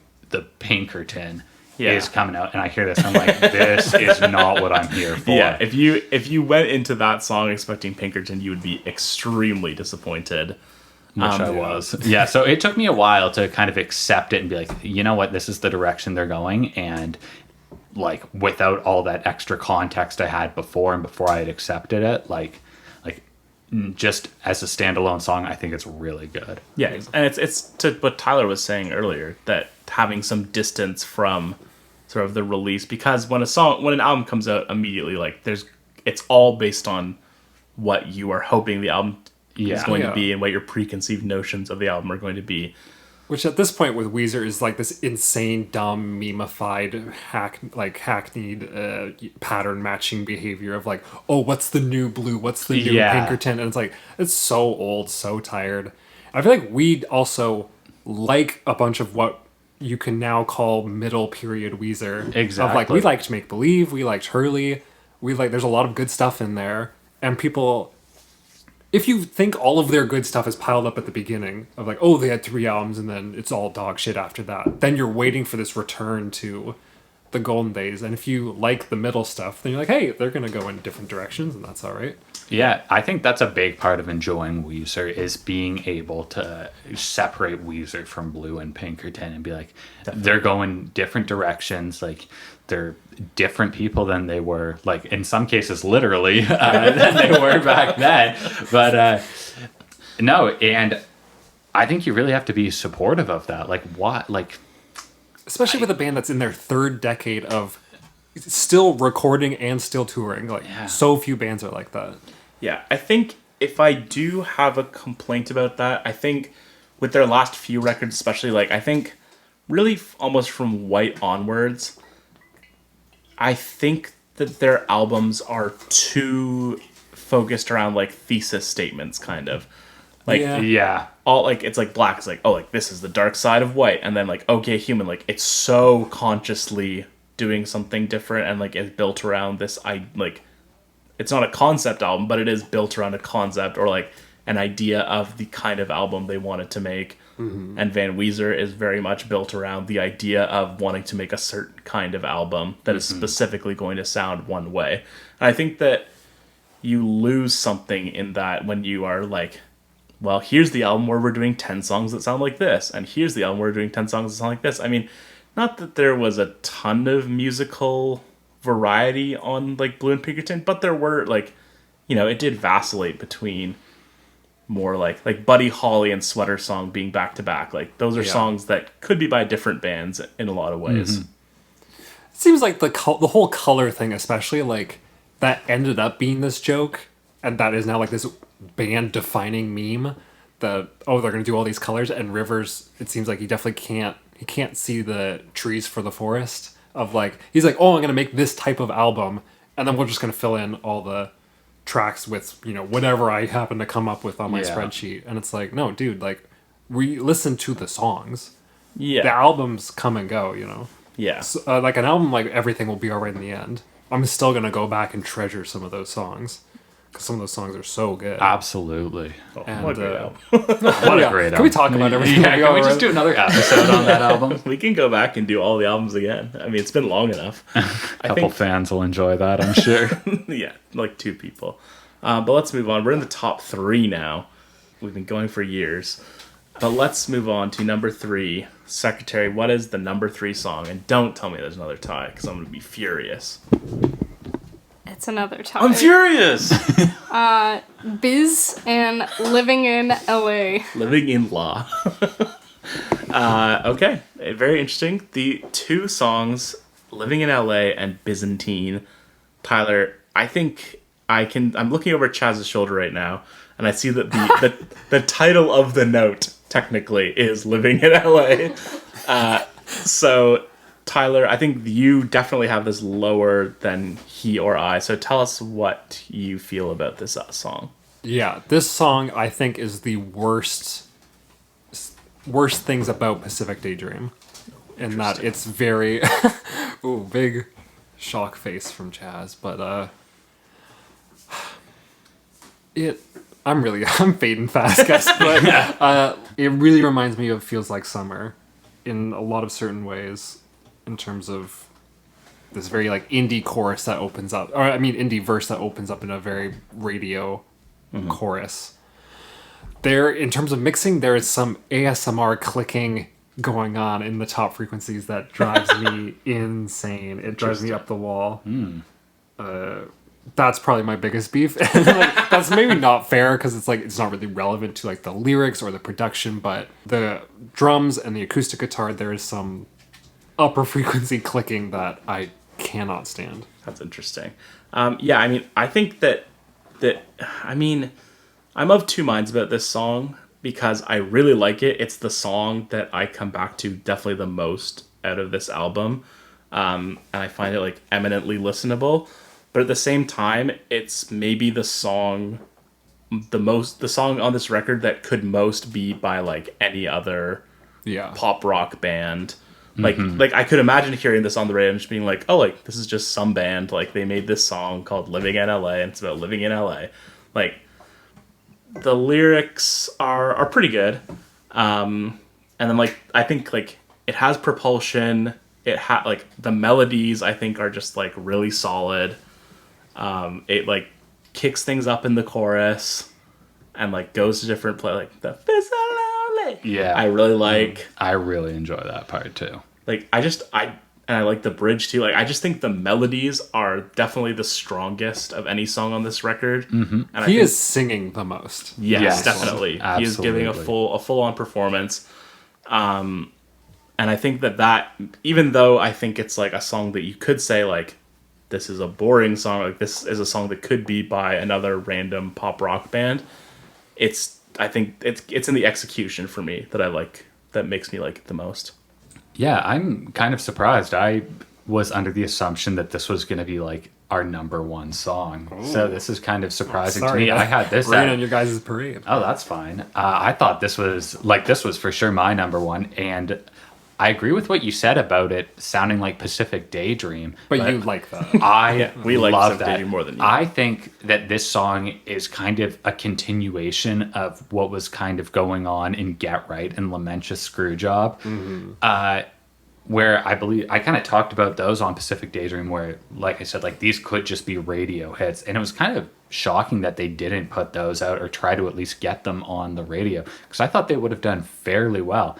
And I feel the same way about this song. I think this one is probably in the same vein as those, but I think I like it a little bit better than Get Right. I think this song's got basically everything I want in like new Weezer. Like after you've come to accept that, you know, they're not doing stuff the way they used to be doing. They've kind of gone in a different direction, and this is kind of what I like to hear from them.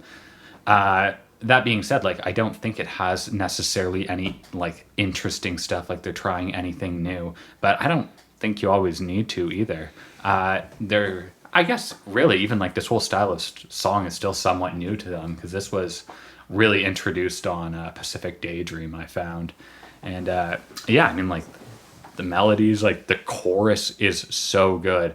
I hadn't been listening to this album a lot, or really that much Weezer, between like the time we last recorded and between recording this now. Big Weezer break. And I found this song coming into my head all the time. I'm like, it's really catchy. What is that? Like, was that off the Black Album? That's a Weezer song, right?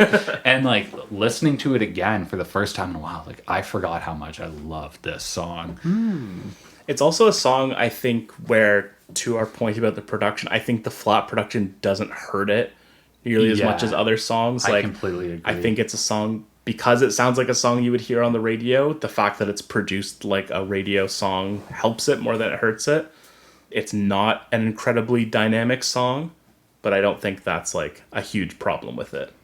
You know, it feels like they achieved their own goal the best on this one. Yes, and it just the final result does not agree with me, but I definitely see that they are hitting their own bullseye for this one. Yeah. I agree with kind of the flat, like being mixed for the radio, but I don't think that at least from my memory of it, like I don't think that applies as much to the vocals, just like the instrumental track. I think the vocals, Rivers really comes alive. He sounds good. He sounds great on this. Yeah, I think it's like like I said, it's the song I definitely come back to the most. Like I put this song on playlists, like not even as a Weezer song, just as like a pop rocky like kind of fun. Yeah. Like it's the kind of song you just like put on a playlist and it's like the meat and potatoes of a playlist. It's like that's like I feel like you specifically like playlists. Yes. Of music, but no, with a very poppy, bouncy, fun elements. And I really like long playlists so that you can get a lot of variety within, like just by having a playlist that like I listen to every day and I'll just shuffle it. But yes, I think that just this song is just like rock solid, and like on an album where basically every song like I feel fails in some way. I think I don't think that's even unreasonable to say, with one exception, which I think is our number one. Well, I know it's our number one now, but yeah, I think that like doing nothing wrong is like enough to have it be a very good song. But let's talk about Byzantine. Like this is a very different song from Living in LA. This is more in the like 70s vein, the High as a Kite vein. And it's a strange song. I would say if I were comparing it to any song, it's almost like it's like Da Vinci without the chorus. Yeah. Like it's sort of esoteric, especially lyrically. Yep. It's almost like loungy at times, Yes. like a very laid back feeling. This breaks the mold of a Weezer song. Absolutely. I think the title for it's very fitting too. I know a lot of the songs on here I'm like, what are you talking about? Like in the title of it, but this one fits very well, I think, with the mood and the music of Yeah, it. especially with that being the last word of the chorus in Yeah. a way that makes sense and flows. Yeah. Yes. I really like the lyrics of Byzantine. I do too. I'm of two minds about it. It's a bit of a spreadsheet song, especially the chorus. Like, Really? I mean, like really, like the last two lines of the chorus, I think, are like what the song is like. It's only complicated if you want it to be. Do you know what I mean? It's Byzantine, but like, put on your red beret. Like, is that about Prince? Raspberry beret? I didn't think so. I think it was just literally like the image of someone, like very sexual image for Rivers. Yeah, Yeah, talking Like, about nudity. oh, like this is what I want you to do. But I think it works. It's delivered in a catchy way. I really like the vocal melody here. I really like this is a classic Rivers of like opening with talking about Neil Young, like talking about how he doesn't like being lectured about fidelity, which is such, I don't know, like inside baseball for music heads of like Yeah. Neil Young putting out like a Some real special Pono MP3 talk. player. Yeah, Pono, I think. Yeah. The high res player that was like a triangle. Yeah. Did that ever No, end I'm up pretty being sure released? that like It came out. Did it? came out, yeah. I was kind But of it was- interested. I thought it was it was it's just- designed exclusively for you. yeah, but I mean like there's so many And you things didn't that even buy it. yeah. So it failed its target audience of 1. Yeah. Now, I thought it was just kind of interesting because, like, it was a yellow and a triangle. And Yeah. it just seemed so stupid but fun.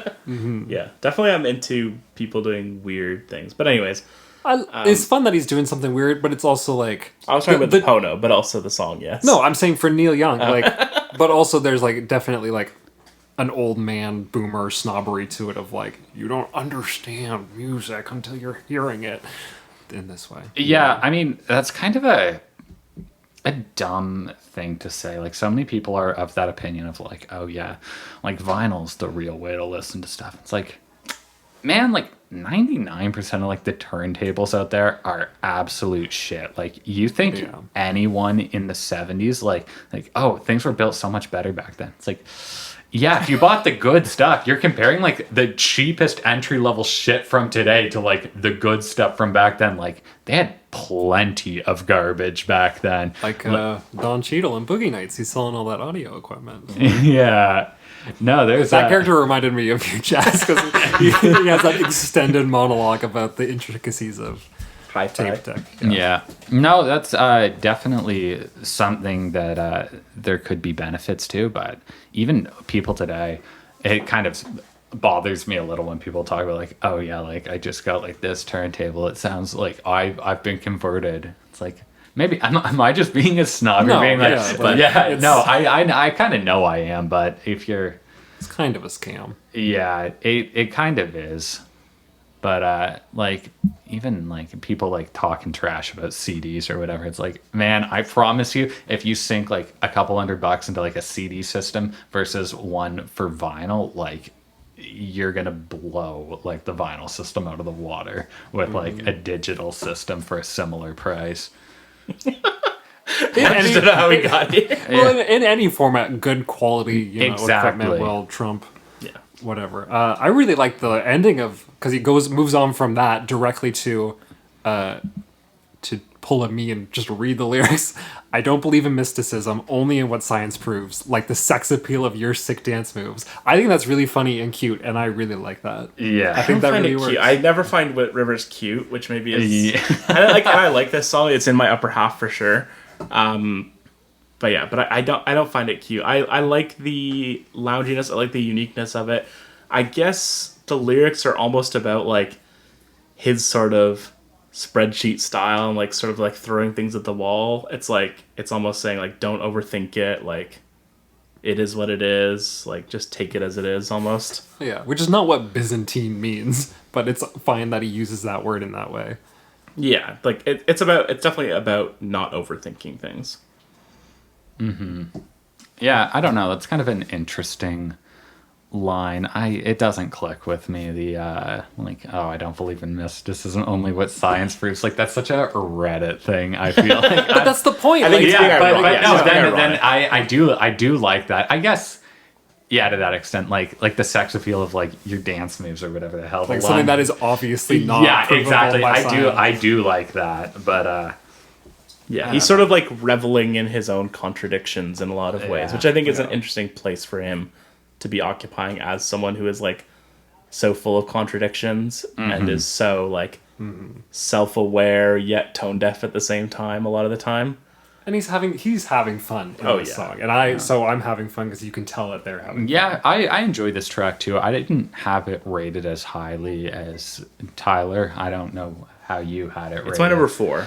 So I think I have this at number 6. But when I first listened to this album, this was one of my favorites off of it. But I feel like some of the phrasing in the chorus and like trying to fit words in there, I He's don't stumbling think. a bit. Yeah, like the like put on your red beret, baby, moonwalk naked across the room. Like that doesn't fit for me. Like it the number of feels. syllables. Yeah, it feels kind of forced in there, and maybe I'm just like insane about stuff like No, that. I But get every that. time I hear it, it just kind of sounds off to me. For me, he's struggling in the second part of the chorus. Like, that's how I know that I'm not pretending. Yeah. It's only complicated if you want it to be. Like, that's too many ifs and its.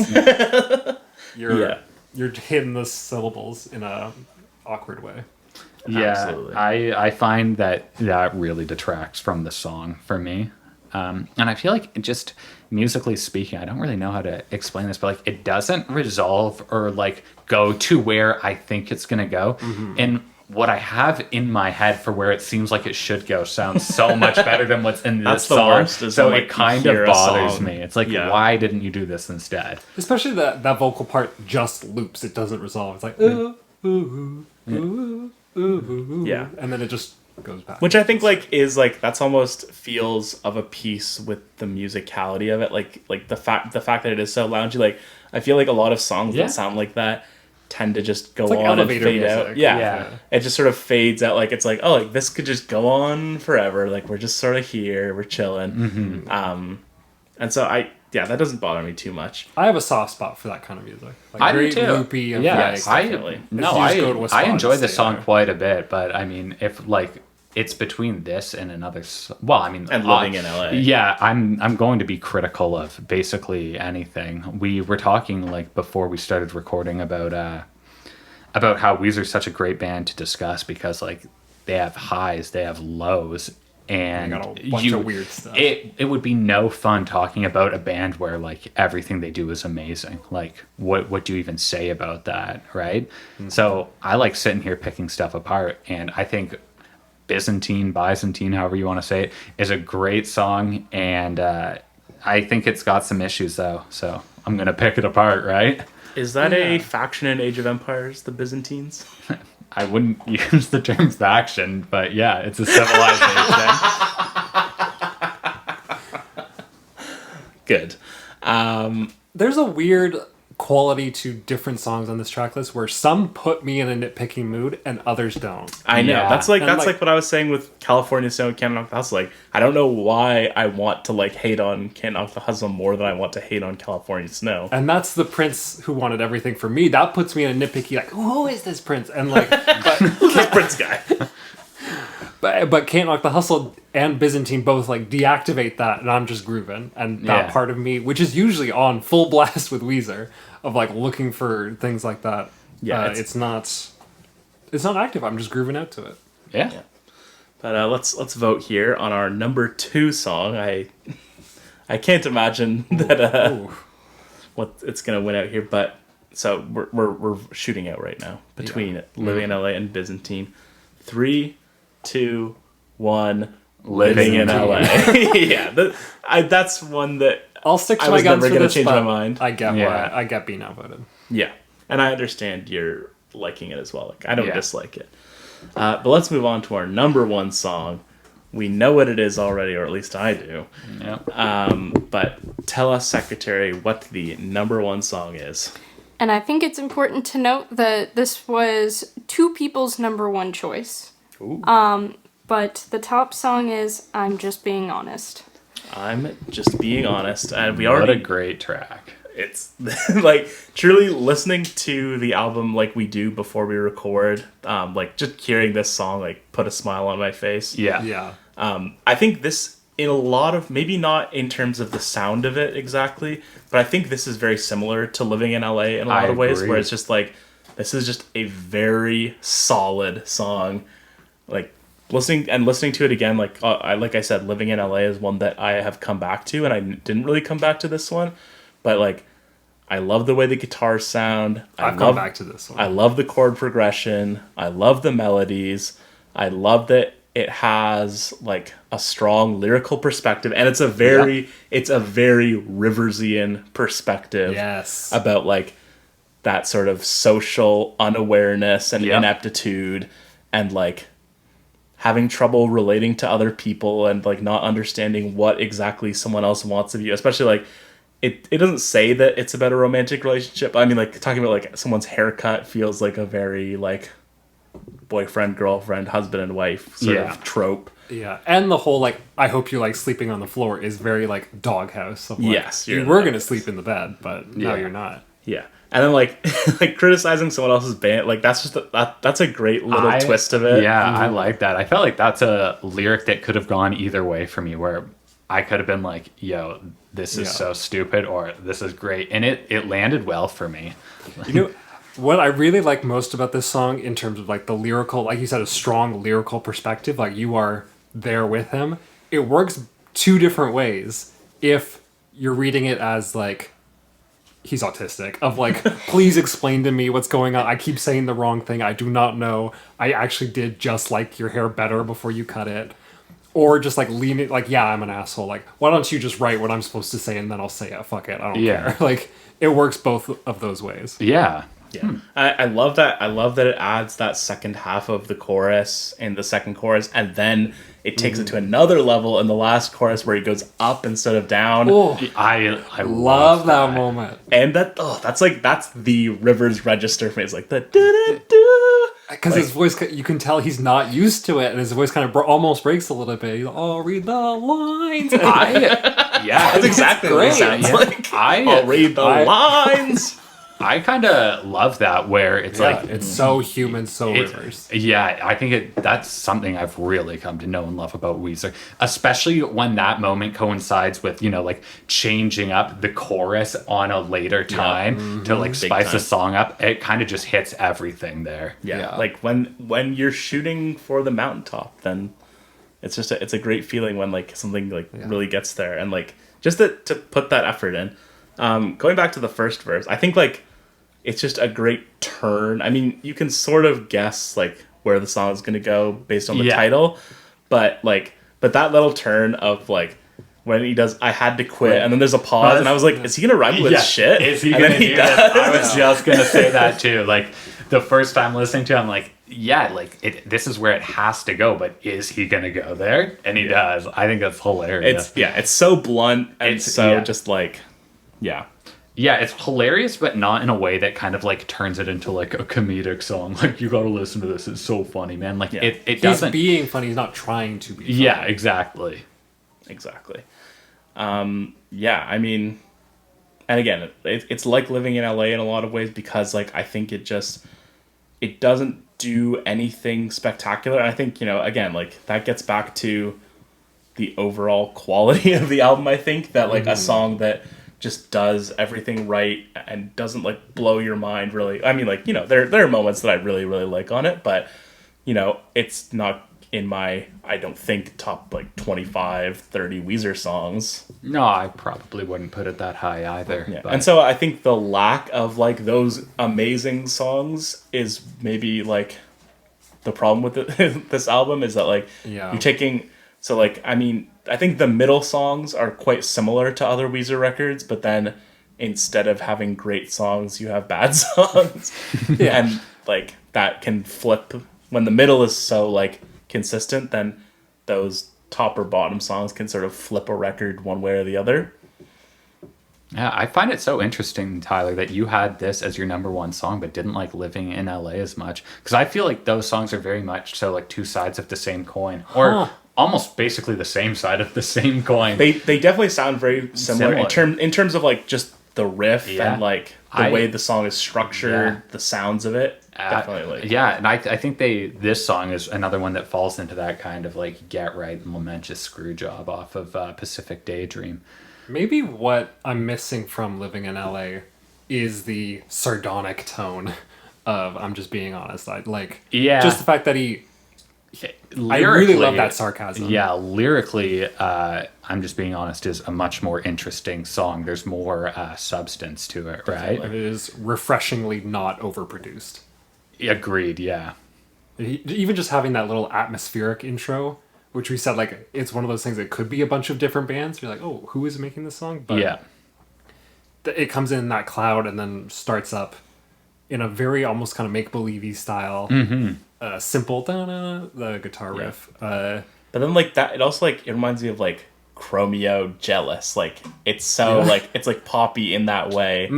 Yeah. That makes it feel like very radio friendly, or like, you know, like Neon Trees or someone like Yeah. that. Like, Yeah, it slots in very cleanly. yeah. I appreciate that. But yeah, that is our number one song, and that is the Black Album. Do we usually, I know on the YouTube page, like the list is already there for everyone, but do we usually read out the list? I feel like we do. Yeah. Do you, Secretary, do you have the correct list with I the do. ties resolved? Yes. All right, why don't you read Oh, that? not with the types result. I was not keeping track of That's that. okay. But you just read us from 10 to 1 and mention the ties, and we'll talk about which one we rated above. Okay, so 9/10 is Piece of Cake and Zombie Bastards. So 10 is Zombie Bastards, 9 is Piece of Cake. 8 is The Prince Who Wanted Everything. Okay. 7/6 is Too Many Thoughts and High as a Kite. Yeah, and we And agreed you that- guys liked High as a Kite more. No, I put Too Many voted Thoughts. for, Oh, really? Yeah, So, so, so 7 is High as a Kite? Wow. yeah, and 6 is Too Many Thoughts. That's interesting. Dirty. Yeah, it know feels it's one of your wrong putting favorites. that song that low, but yeah, it is what it is. That's where we rated put it. So 4/5 is Can't Knock the Hustle and California Snow. Yeah, And that's the right order. So 5 is California Snow.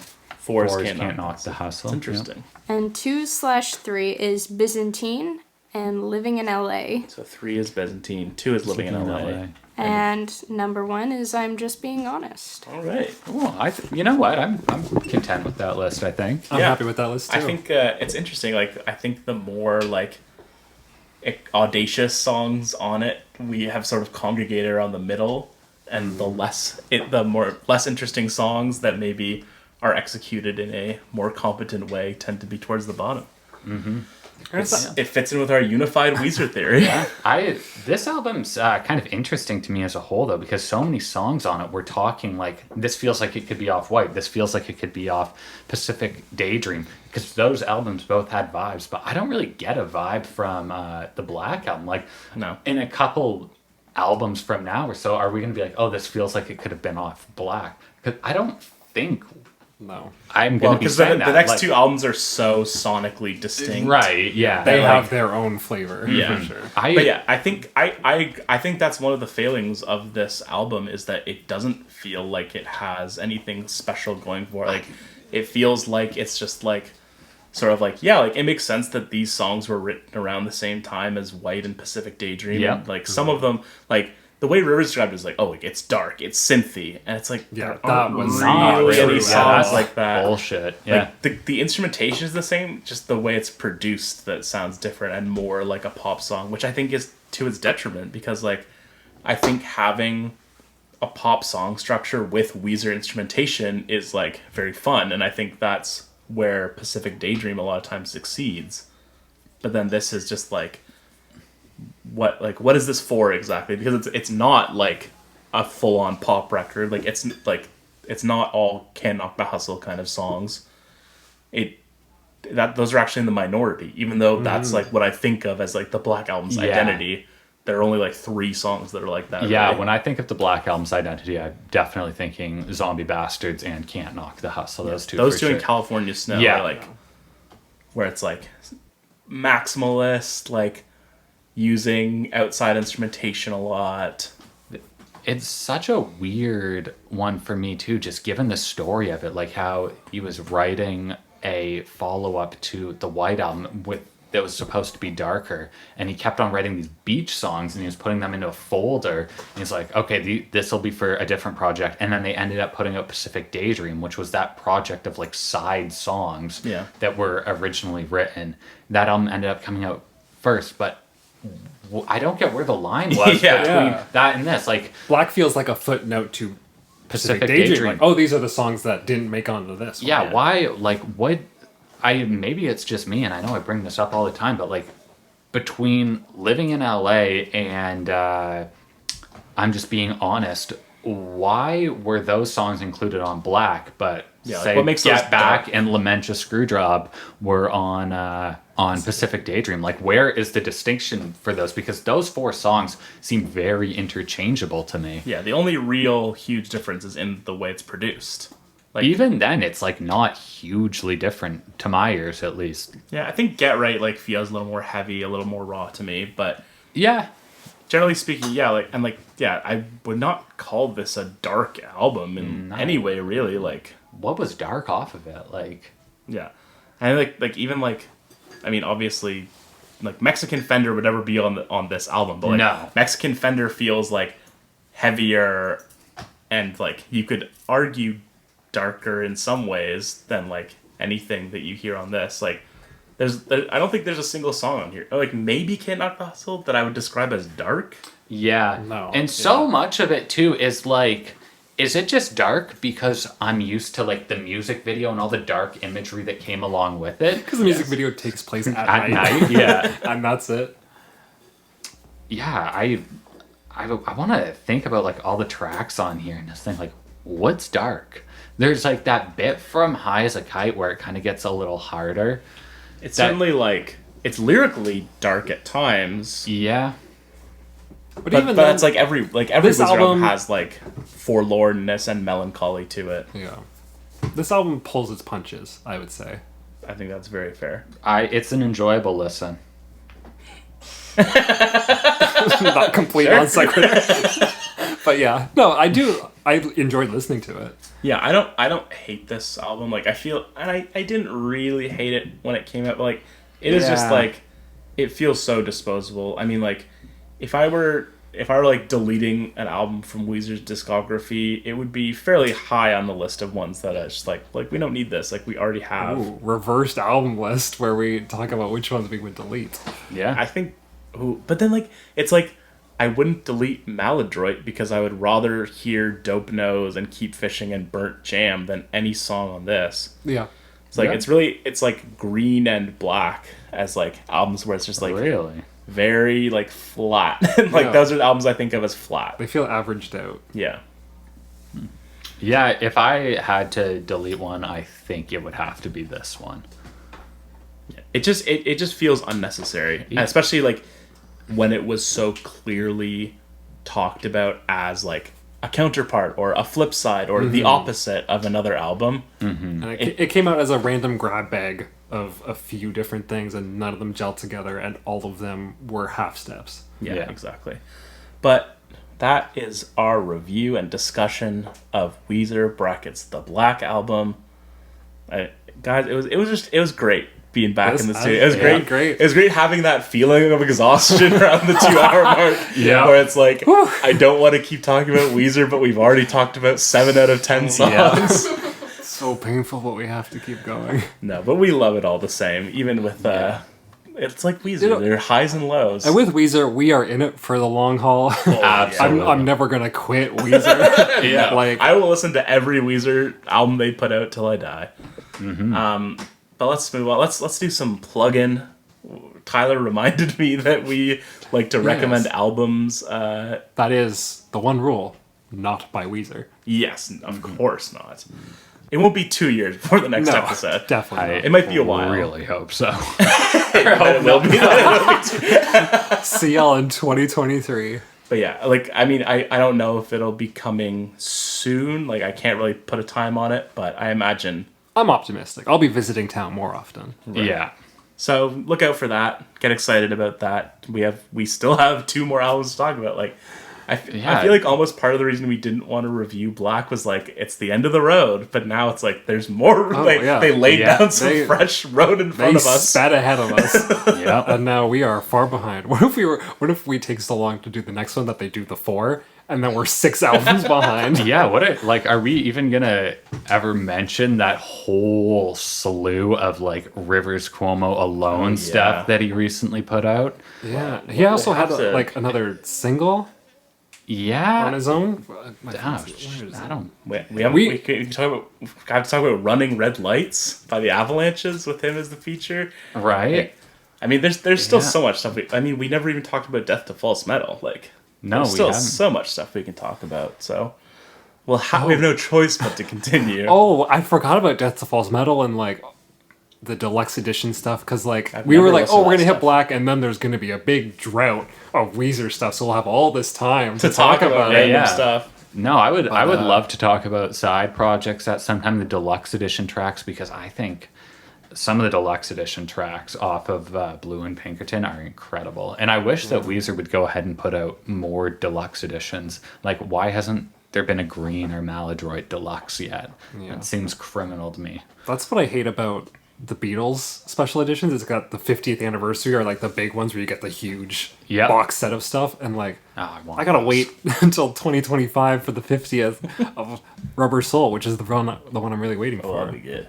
It's gonna be a good one. No, that would be the 60th. Because they've already done the 50th of... Oh right, yeah.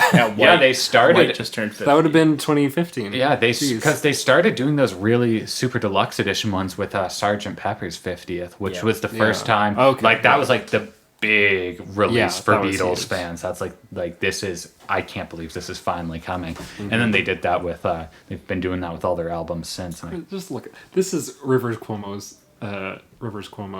his Spotify banner page. Like that is so Rivers. It's him at a park sitting next to an American flag. Sure. Yeah. But Tyler, please recommend us an album so we can finish. So we can get out of here and eat some food. Yeah, exactly. some beer. Exactly. You know what? I'm gonna go for it. I'm gonna recommend The Quiet Limit, which is an album I made. Chris is on it. I'm on it. I do some good work on that album. Yeah. Chris is a genuinely great rapper. Yeah, you know what? Why? Because that came out a couple months ago, and it feels like 35 years of like personal time. Quiet Limit? Didn't it come out like November. Okay, so you said a couple months ago. I was like 8. Okay, yeah. That's But yeah, no, I'm very proud of that one. And I went back. I had to, you always have to like take a break after you can't like keep on listening to something. Yeah. Oh yeah. But I listened to it not too long ago. I'm like, hey, you know what? I'm enjoying this. There's I some really like interesting it. stuff there. Absolutely. Yeah. Sorry if that sounded like I was like shading it, but Yeah, by me under Tyler. It's called The Quiet Limit. yeah, absolutely. Chaz, do you want to go or I can go? yeah, I can go. I guess I've really been listening to a whole genre of music that kind of came out late 70s, early mid 80s. A lot of kind of more pop stuff, more mainstream stuff. Stuff that I find interesting that's got a lot more piano led songs I've really been enjoying. So a lot of stuff by like Hall & Oates or Toto. Even getting into like Tears for Fears a little after that. But I think there's so many great artists from around that time that put out great stuff. If I'm going to plug one, though, I think I might have to choose H2O by Hall & Oates. It's one of those albums that kind of suffers from like that 70s and 80s where they've got a lot of filler on the album. I think most mainstream albums from that time that were more like radio friendly albums tended to have a few big hits on them and then more album filler, and I think this one suffers from that to some extent too. But I feel like for Hall & Oates, I found that a lot more of their filler is actually of decent quality. They have some really good album tracks on there, more than you'd think of from a band like Hall & Oates, where they're known for a couple huge hits and not much else. So I've been exploring a lot of their music, as well as a few other bands like that, and I've really been enjoying it. And I think it kind of pays off to listen to their full albums as opposed to just the singles. So yeah, I'm gonna give it to H2O by Hall & Oates, and if you enjoy that, maybe give Big Bam Boom by Hall & Oates a listen too. Ooh, sneaking 2 in there. Wow. Wham boom. Thank you, Daryl and John. Just awful. Holy shit. I'm going to recommend an album from this year called Taco Tsubo. It's by L'Imperatrice. Are either of you guys familiar with? No. It's a French group. Can I get that name one more time? Yeah, it's L'Imperatrice. So L'Imperatrice.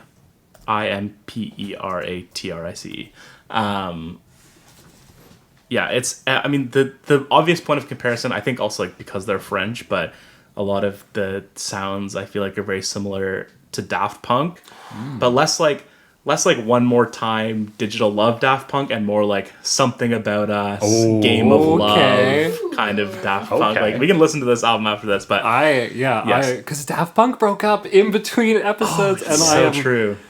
Every time I think about it, I get bummed out. It's a real bummer. But yes, this is definitely... I don't think it's the end of the line for Daft Punk. I would not be surprised either if they got back together.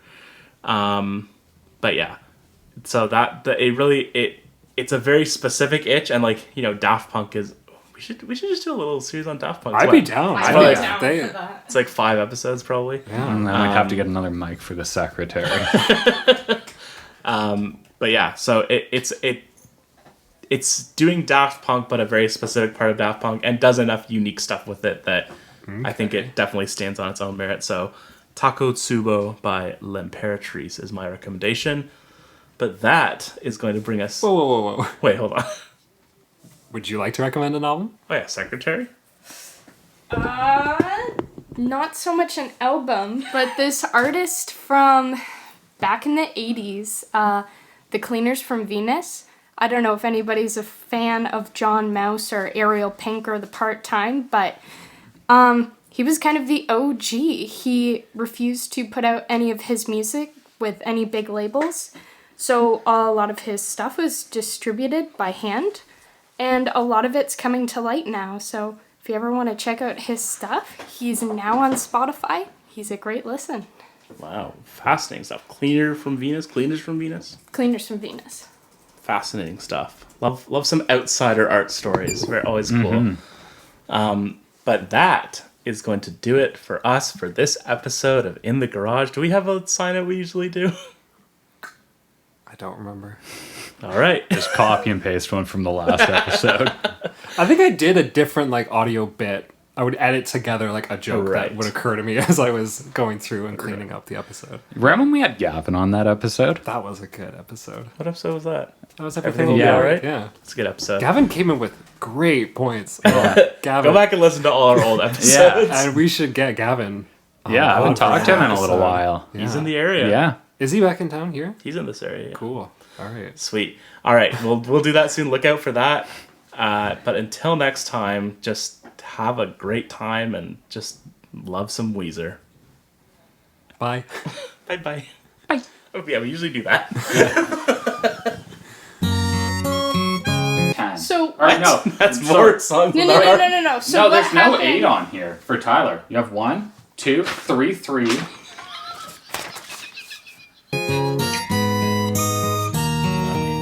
Error. See? Again, you're not on mic. No, I need to see that. This one's pretty good. I'm not going to look at the list. I just have to add up all of the numbers to see if they equal We are another 165. 45 minutes into the pod. And Saul's doing it. Okay, what is this third number here, Nicole? Is that 14? Yeah. Okay. Could be, or 11. See, that's going to make a difference here. Vis-a-vis adding. See, these are two songs that have a lot of similarities. Well, first of all, it's Didn't the we first already one. talk about California Snow? No, that never happened, Tyler. Tyler, we never my got bad. the list of the songs wrong and had to not. delete some part of the episode. There's no missing audio. Yeah, exactly.